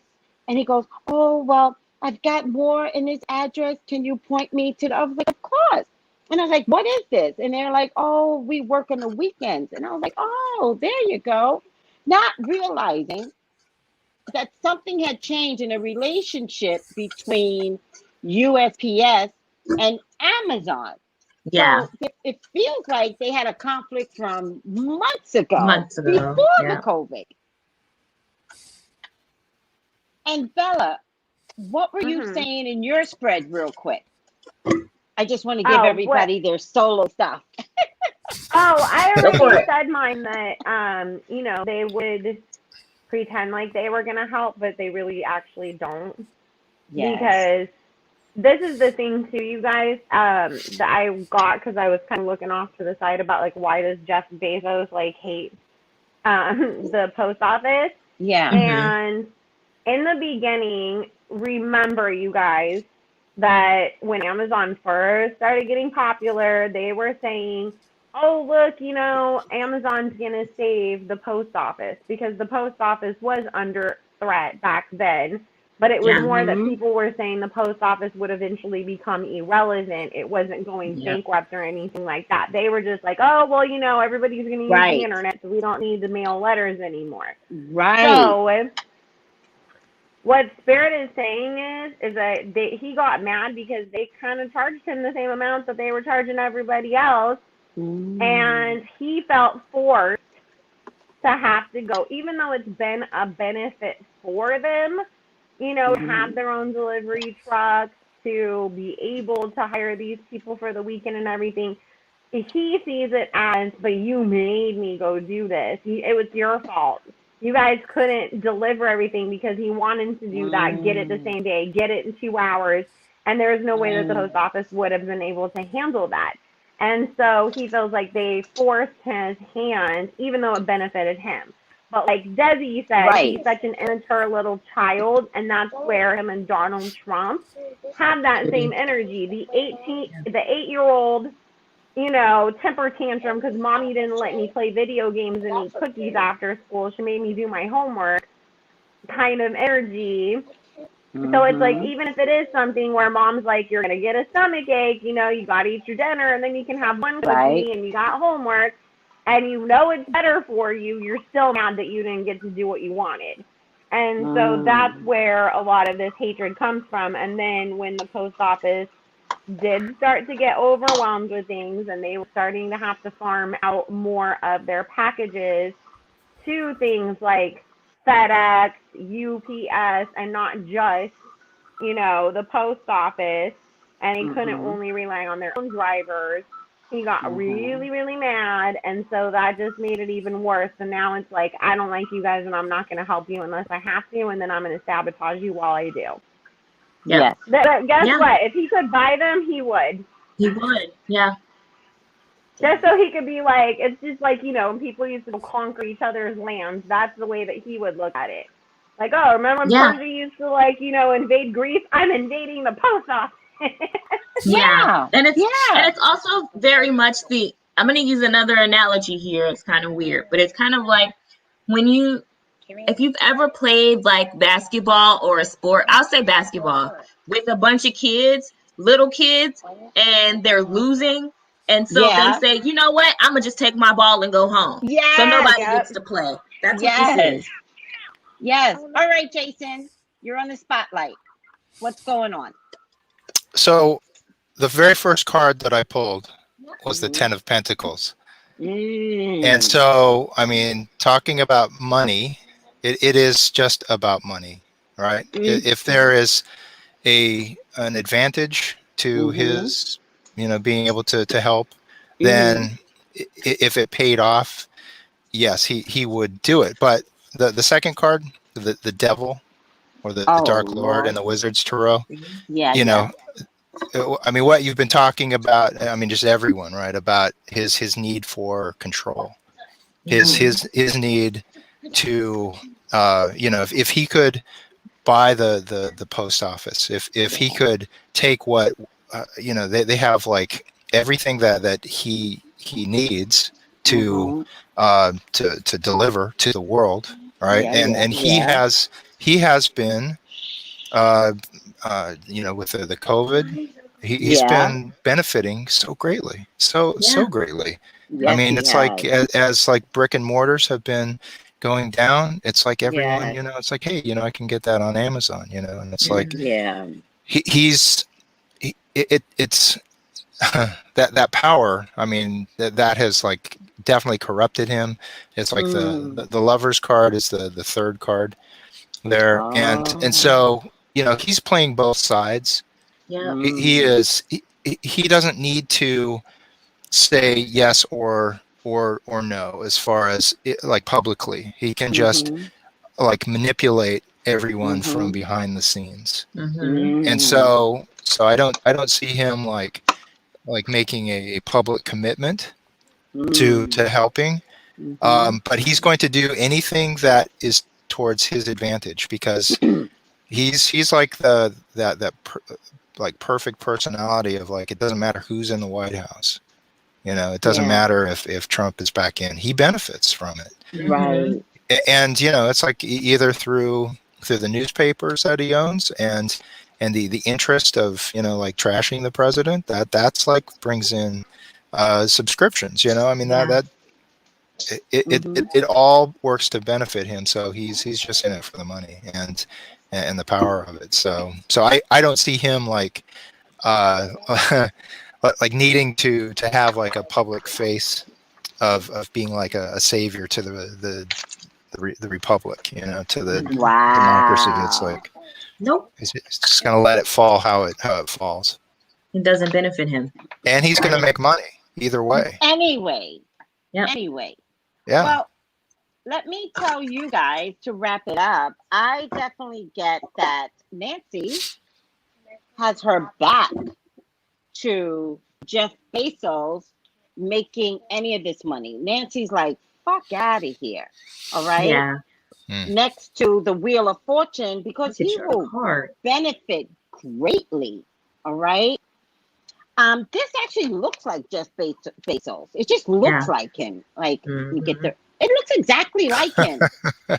I'm sorry, my hair, my nails are purple from digging in my hair. Okay. The dye gets in my fingers. Okay.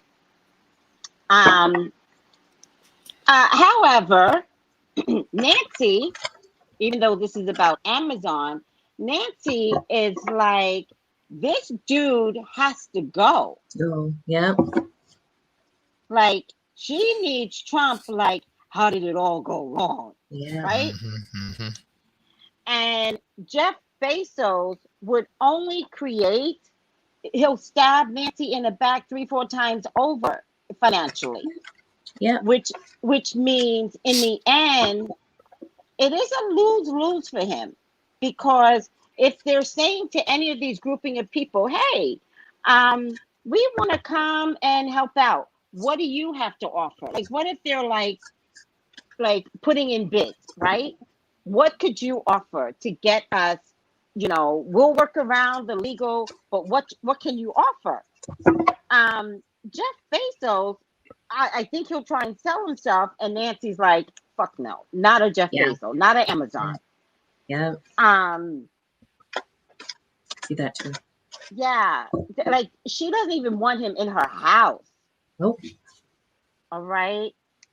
And he is just as bad as Trump. Like, I don't think we know Jeff Bezos. I think he throws weird little temper tantrums as well. Like, some of you guys that are employees and that know Jeff Bezos, come on, stop making him your god. Like, let us know what a jackass he is, because I really get he's a jackass.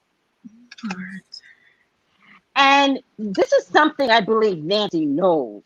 And she's like, nope, nope, nope. And I think, does he want to help Trump? Yes. Could he benefit? Yes. Does he want to get in there? Yeah, he wants to get in there because, look, he's just greedy. He's all bejeweled up here and can't even see, like, he doesn't care if he ruins the world. It's all mine. And so it's going to come down to, God damn it, I didn't sell it enough. Yeah. To save Trump. To save him. You know what I mean? Because I think Nancy is going to come after Jeff Bezos' taxes. The world has lost so much money, and you get to not pay taxes? I think she's coming for him. Yeah. I think. So, go ahead.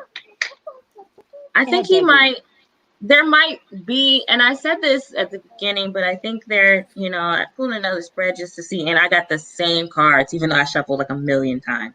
Yeah. And it's the same thing. I think there's something here about an offer, though, but it's deceptive. Like, it's rooted in deception. It's an offer of a new beginning. Hey, we'll help you out. Here's a new leg up. Here's a new idea for how you could. And then coming in right behind it, which is why it's so deceptive to me, it's a bad deal.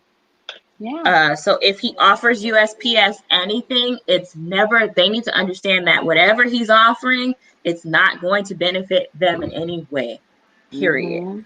It might look innocent on the outside, and it might look like, like I said, this is very, very small. So it's not even like a massive offer of support or even help. It is, it's something small like, oh, well, we'll help you turn things around, or, there's a new idea. Here's an offer of a new way of handling things. But I think if they take it, it's over for them. Yeah, I got the Three of Swords. If they are looking to Jeff Bezos for any real support or help, it's not going to turn out well for them.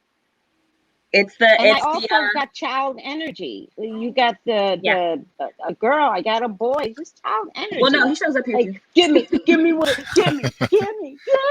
His poor wife. That poor woman. What she had to put up with him for him to become successful. I feel bad for her. He's just spoiled. You know what, though? Do you know that she took all the money that she got in the divorce? She's been donating it, and the first thing that she donated was millions to HBCUs. Yep. She's the largest donator that they've ever had. They've seen. Wow. Yeah. Yep. So I'm like, Shout out to her. yep, shout out to her because she kept her word, because she said that she said she would continue to make money off the Amazon stocks anyways, because they had to give her part of the company their stocks. So she said she was going to donate all the money that she actually received, the lump sum that he had to pay her out. Because she was with him for 20 years, so he had to pay her a shit ton. And so I'm sure there was no prenup back in the day. No. She was the one that was working while he was in the garage trying to figure out how to make Amazon happen. So she's been doing her research because she said she wanted to make sure it was going to legit places and not just these shell places that say, oh, donate to us, and then they just pay themselves back. But like she donated like $100 million last year just alone. So good for her. We like her. We don't like him. Yeah, we want her in the White House. Somebody give that woman a job. That'll really fix Jeff Bezos. Yep. Let her be in charge of USPS. That'll be good. Right? Although I got to tell you, the Democrats are going to have some real educated, viable people that have worked in the department they hire them in. It's not going to be none of this crap. You're my friend and you get to have this job. It's not happening. It's been like, you're my rich friend. Have a job. My rich friend, yeah. Even though you know nothing about this area. Yeah. Yeah. But you probably know all my secrets. So if you scratch my back, I'll scratch yours. Or I might have set you up. I might have videotape of you with some 13-year-olds. So guess what? I'll hire you. And you're going to do as I say, because that's what's always been done. Like Michael Cohen is coming out with a tell-all book. You can rest and believe there is stuff that sometimes I think Trump has to set somebody up and then go, hey, work for me. Yeah. Oh, did I show you? He did that with one of the wives. Remember, there was a wife and he was like, he literally called the wife. He was like, oh, he cheated on you. And so there's just a lot of that to get him to this place. He's going to fight for the 4 more years, people. Yeah. Because he doesn't want to go to jail. He will. Yeah, that's what it's about. Get dirty. Yes. And and he has to make as much money in there as he can, because if he gets out, when he gets kicked out, if he doesn't go to jail, he owes a lot of people a lot of favors. And he owes a lot of financial, I think he owes a lot of financials. So as much money as he and his horrible daughter and his horrible son-in-law can skim off the top. And his son. Yeah, and his sons. COVID is also here under perfect timing. Yeah. He can't go anywhere. Nope. So unless we get him out, COVID might stay for 4 more years. I think he goes to Russia. He can't. Sorry. Putin doesn't like him now. Putin hates him now. Do you know what I mean? Like, he sees him as an idiot, and Trump proved it. So they're not talking like they used to. Putin might be like, hey, because of the COVID, we had this agreement, but, our borders are closed. So, no, you can't come in. Tracy, I'm muting comments on the on Periscope if they're still showing up here, but I'm moderating it and muting it.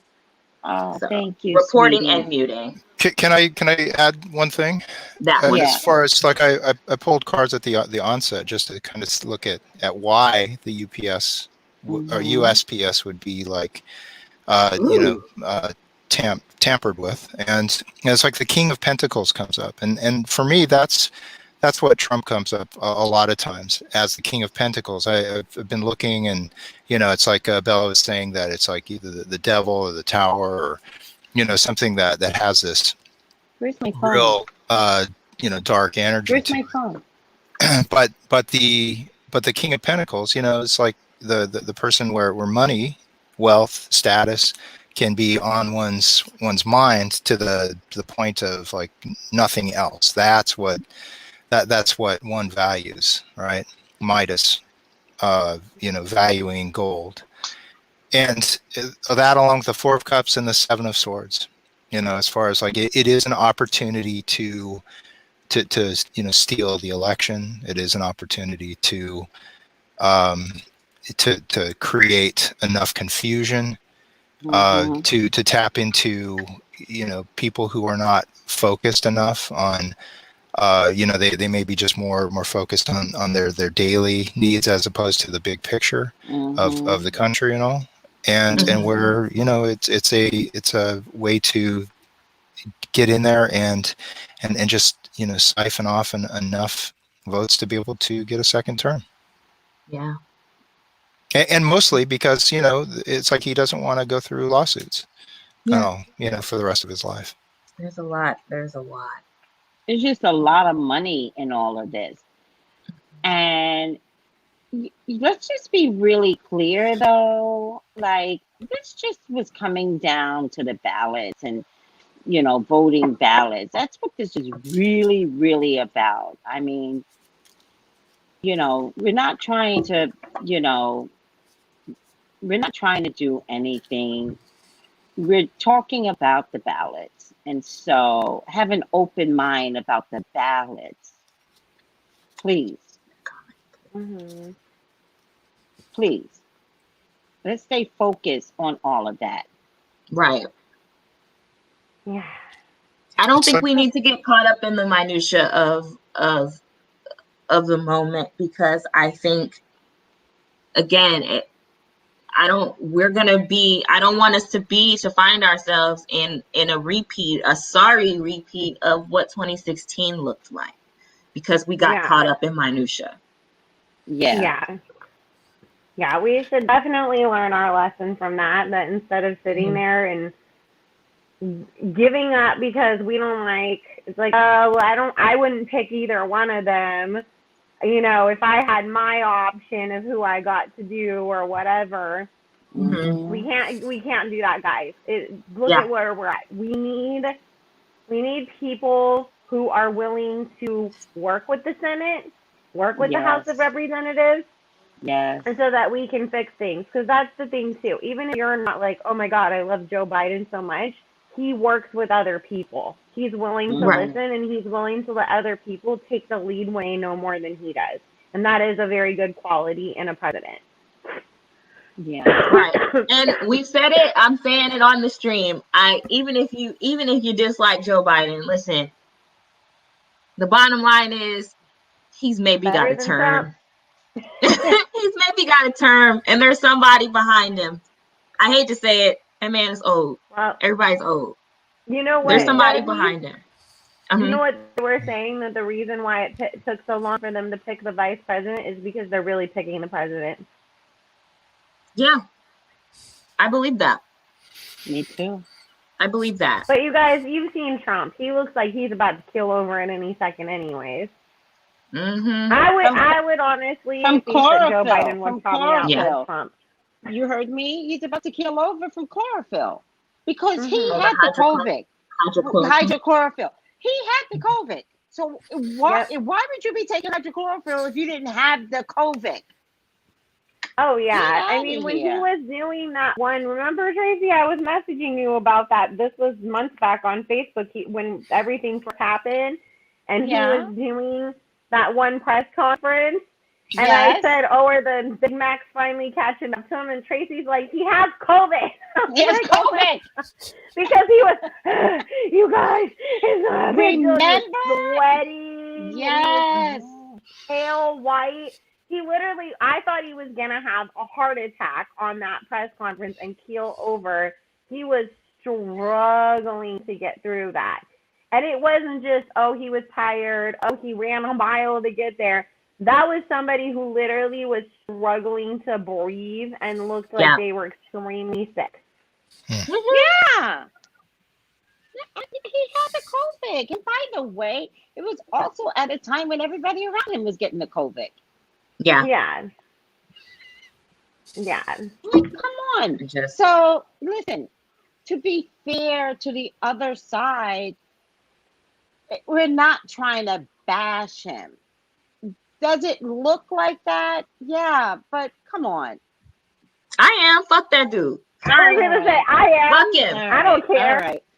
All right. Me too. All right. Like, I me mean, too. come on. Sorry, but yeah, fuck that guy. Fine. Me too. I was trying to be politically Like, correct, no, we don't. but I guess Like, there's just now, no way to be politically correct with this guy. listen, we got 79 days. We can't afford to be cute. It was cute in the beginning. It was cute when nobody thought he would win. It was cute in the beginning when we were like, oh, he's not even going to last 4 years. Yes. I remember saying that. It was cute then. It's not cute anymore. Yeah. People need to start saying what they mean.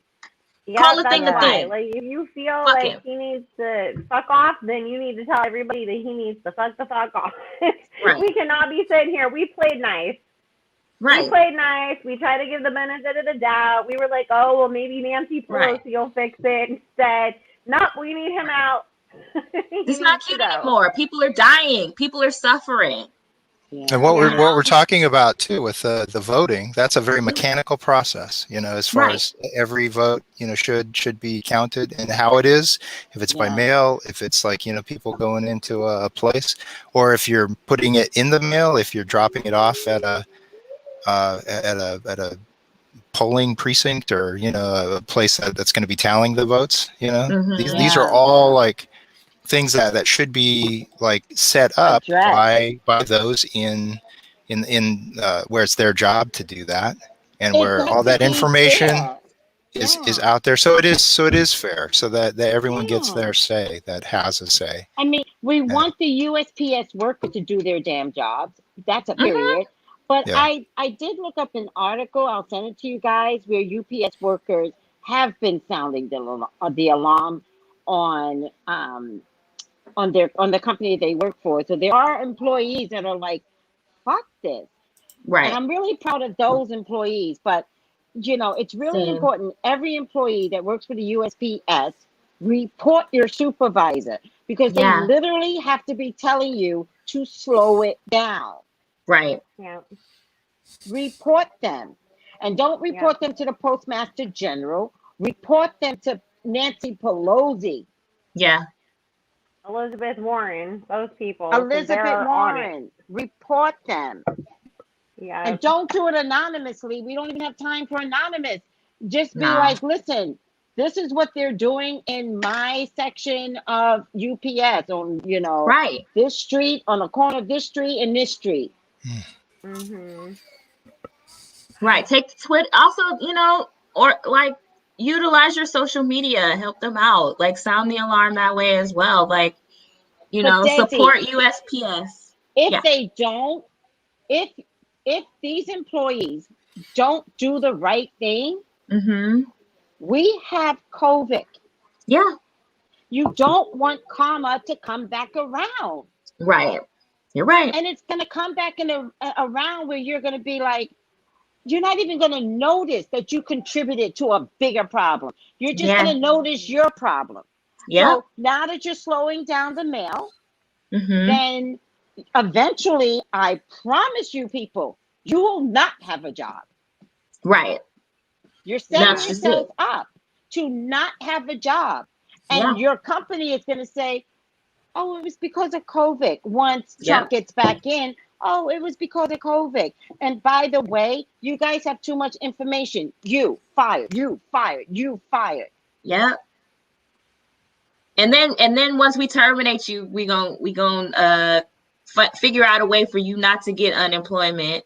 Yes. Or we're gonna cut you down so that it's not even livable. Or we're gonna tell unemployment, no, they got fired. They were not laid off. They were horrible employees. Yeah. So you won't even get unemployment. So keep fucking around, people. Keep fucking around. This is no joke. Right. Fight. Oh, Ty said, I just got back to tell you this news. Taylor Swift is joining the United States Post Office protesters going to go by. Girl. Thank you, She's Ty. actually one of my favorite people. I actually like Taylor Swift. I love all of her songs. She has a very complete strong fan silence. base. Complete I don't know one of her I songs. like her. So Oh my God. Shake it off. Shake it off. My shake it off. used to love her music when he was younger. I listen to more hip hop and like older, like 90s and up kind of music. So give me some Aerosmith, some Fleetwood Mac, some Notorious B.I.G. She's cute for the girl. I used to think she was a robot. Never mind. Well, I have this theory about her being a really expensive Disney animatronic. But here's the thing. She's one of the few celebrities that fucking takes a stand. She takes a stand. Like, we got to give her a little bit of credit. Her platform for good. She uses a platform. Yeah. Yeah, and we she need that because some of the people in my age bracket are a bunch of cowards. They're cowards when George Floyd died. They didn't, there are people Dolly out there. Parton's been speaking up real loud and proud. I love her. Shout out to Dolly. I love when she goes, who cares about our white asses? We're not important. She's like, oh, please. Oh, listen, I will always support Dolly. Always support Dollywood. I love their apple fries, by the way. Shout out to Dollywood. Shout out to that sister. Hey, her school bus program too.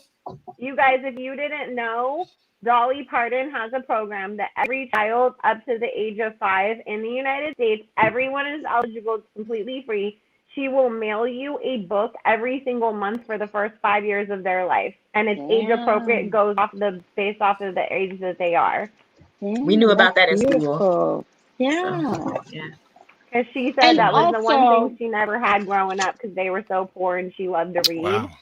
Yeah. Yes. And also, Whitney Houston's song, They Will Always Love Me, she made that song. She wrote it, She wrote it, right. Right. Yeah, a lot of her songs have been redone that we don't even know about. My grandpa used to listen to Dolly all the time, so I grew up listening to her. And I love Dolly. I love Dolly growing up. She is my favorite. And when she did that movie, I forget which movie, with the 3 women, I had already read the book. 9 to 5! Oh, and don't forget Steel Magnolias. One of the best. I didn't watch Steel Magnolia. I'm you sorry. You have to watch it, Tracy. Yeah, you have to watch Steel Magnolias. Sally Field, Julia Roberts. What's it about? The other lady that she's like I always think of shit. Is that fried green tomatoes? What is that? What is it about? It's like it is like sisterhood kind of beaches. It's in that same like. Yeah, it's just about a group of women in their lives should together. Watch this Sunday. It's you're talking to me. Oh, I want to. Okay, so it's one of those. It's another depressing movie. Yeah. Yeah, wait a second. Is it about the sisterhood? Is it about the sisterhood? Because we need to get back to the sisterhood. Well, they made a black girl version. The black girl version? I started a sisterhood group too for healing, and it's free on. I saw Instagram that for anybody. I love that. I made it private only because I don't want random people coming in and starting crap and drama and all of that. But everybody made it for trans. You made it for gay and trans women. I'm so proud of you. Yes. Oh yeah. Well, what's the name of it? Every woman. It's called Queens Together Private Group, and so I just didn't want to together. Especially because I have some people who are mad at me for speaking up so much, so I didn't want them trying to come infiltrate. Let me tell you something. First of all, put it in the description. But as far as people being mad at you, the same thing happened when I chose to support Kamala, a woman. And what I realized, I was telling Desi, what I realized is that people was using my page as if it was the fucking shade room. I think I was telling you. I didn't know Bella. Yeah, no, I was telling Bella that, you know what I figured out? Black folks don't speak on their own pages with their 8 followers. They speak up on other people's pages. And all of a sudden, my page was similar to the shade room, where they think they can speak up and talk mad shit, but you're a bunch of cowards. Because when I went to go check on their pages, all their pages are locked down. So you're a coward. You're just speaking up on my page. Yeah. That's Well, that's why I unacceptable. said if you want to come and start spreading hate on anybody's page, do that with your page open, your real name, your real fucking face, and say that shit with your chest and mean it. Because if you have to hide behind a closed down page with no posts and your name is freaking, you know, Mickey Mouse or whatever, then you're full of shit and you're scared for people to know who you really are. Some of these women have the names of their pages is like women together. And I'm like, oh, what? Yeah, or the ones that have the Bible verse in the bio, and it's like, Jesus said to love one another. And then they're like, you bitch! And cussing. You just finished cussing me out over Kamala. And I realized, I was like, are we as a culture a bunch of cowards? Because one woman said to me, I was like, I don't see anybody talking bad about Trump, right? And then they were like, are you kidding me, Tracy? Are you been living under a rock? Have you seen the Shade Room? And that's when it dawned on me. No, I haven't been living under a rock. First of all, I don't fucking follow the Shade Room. The Shade Room is not my world. That's the most negative place on the internet. It's low vibrational. That world is disgusting and low vibrational. So no, I don't live off of the Shade Room. But if that's where you're telling me everyone is speaking, then you're low vibrational. And you're taking that crap and putting it now on my page, and you're not being authentic. Like, you're a liar. You're not being authentic. Right. At least I said, I'm sorry. I made a mistake. Oh, no, those glasses are real, baby. Don't mess with the glasses. But you do look cute in them. I made a mistake. I'm going to support Kamala. I'm going to be on the right side of history. At least I made statements recovering from what I thought. Wait, hold on. What I thought was disdain for Kamala, but it wasn't disdain. I was listening to the public. And once I figured out that the public is a bunch of cowards, that they don't even have open pages for her disdain, I'm done. I'm done. I have every right to change my mind. Well, you know what's crazy? Her most high-profile case, Jamal Truelove, that he got $13 million for being wrongly incarcerated from the city of San Francisco, he told everybody to go vote for her, and she's the one that prosecuted him. And he said, stop blaming her for what the dirty cops in that case did. She was doing her job. She took the evidence that the police gave her because she's not the investigator, they are. Right. And it's her job that they say, here's what happened. And then she has to say, okay, so now you gave me the evidence. I'm taking this to court. I'm putting the case together. And so he's like, if that's what she was given, she was doing her job. And he's like, she's changed a lot. She's become more progressive. And we have to give her credit because she, I guess, has personally apologized to him. She's, expressed regret over things that she was involved in or whatever. But he's like, we have to look at the facts. And he's like, I'm voting for her. So if he did, and he was literally about to be like executed or spend the rest of his life in prison for a murder he didn't commit, then the rest of us can go do some research and be more forgiving.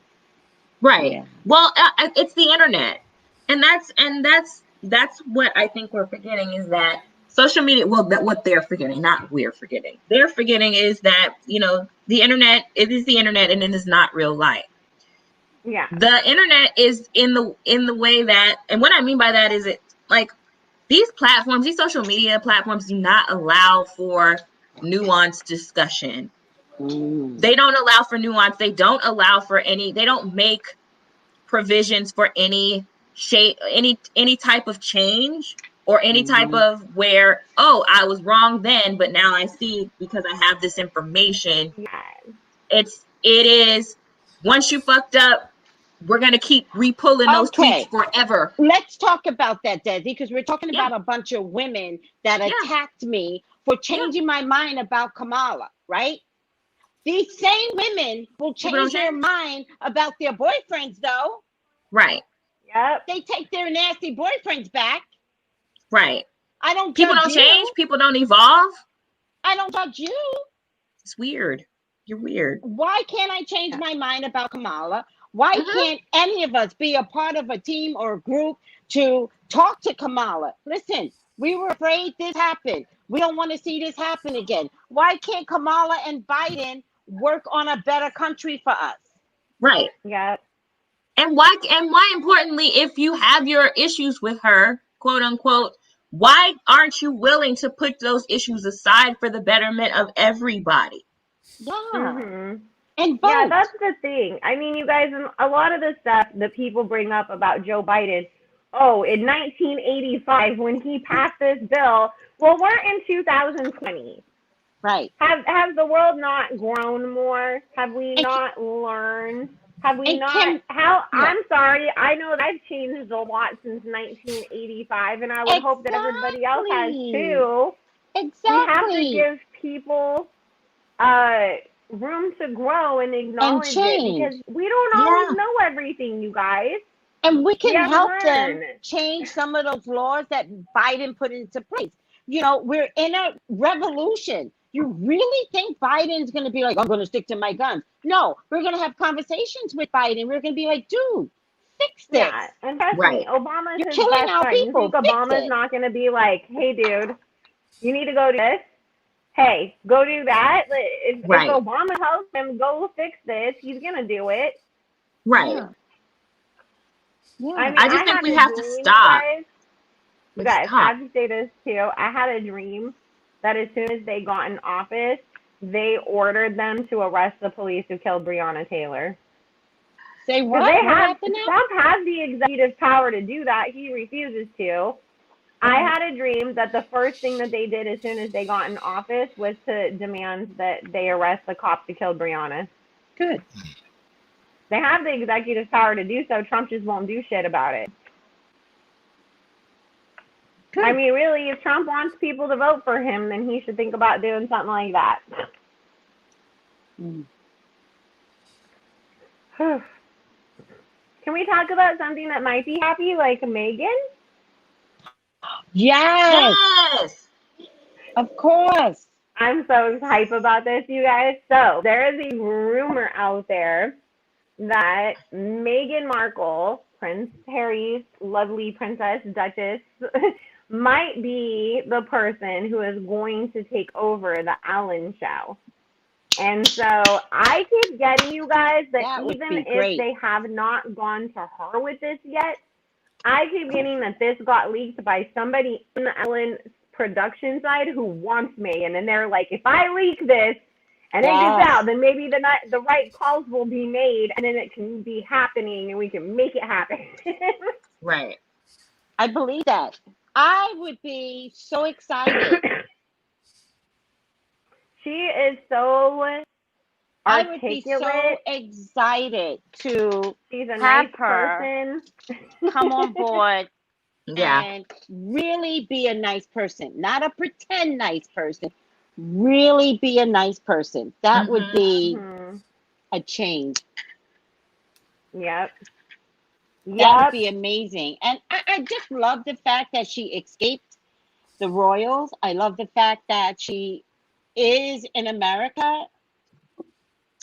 And I love the fact that if they, who cares if somebody leaked it? Like, it's a beautiful idea. Yeah. Yeah. Well, and from a viewership standpoint, it's like she's not like anybody else. It always feels like it's the same old people on the same old talk shows doing the same old stuff. And she's a breath of fresh air. Yeah, I would just like to see that some diversity in that. So I'm excited if that's where we're going with that. Yeah, Wolverine, I'm super excited. You sound like you are so fired up. Thank you for saying all the positive things that some of us may not be thinking about.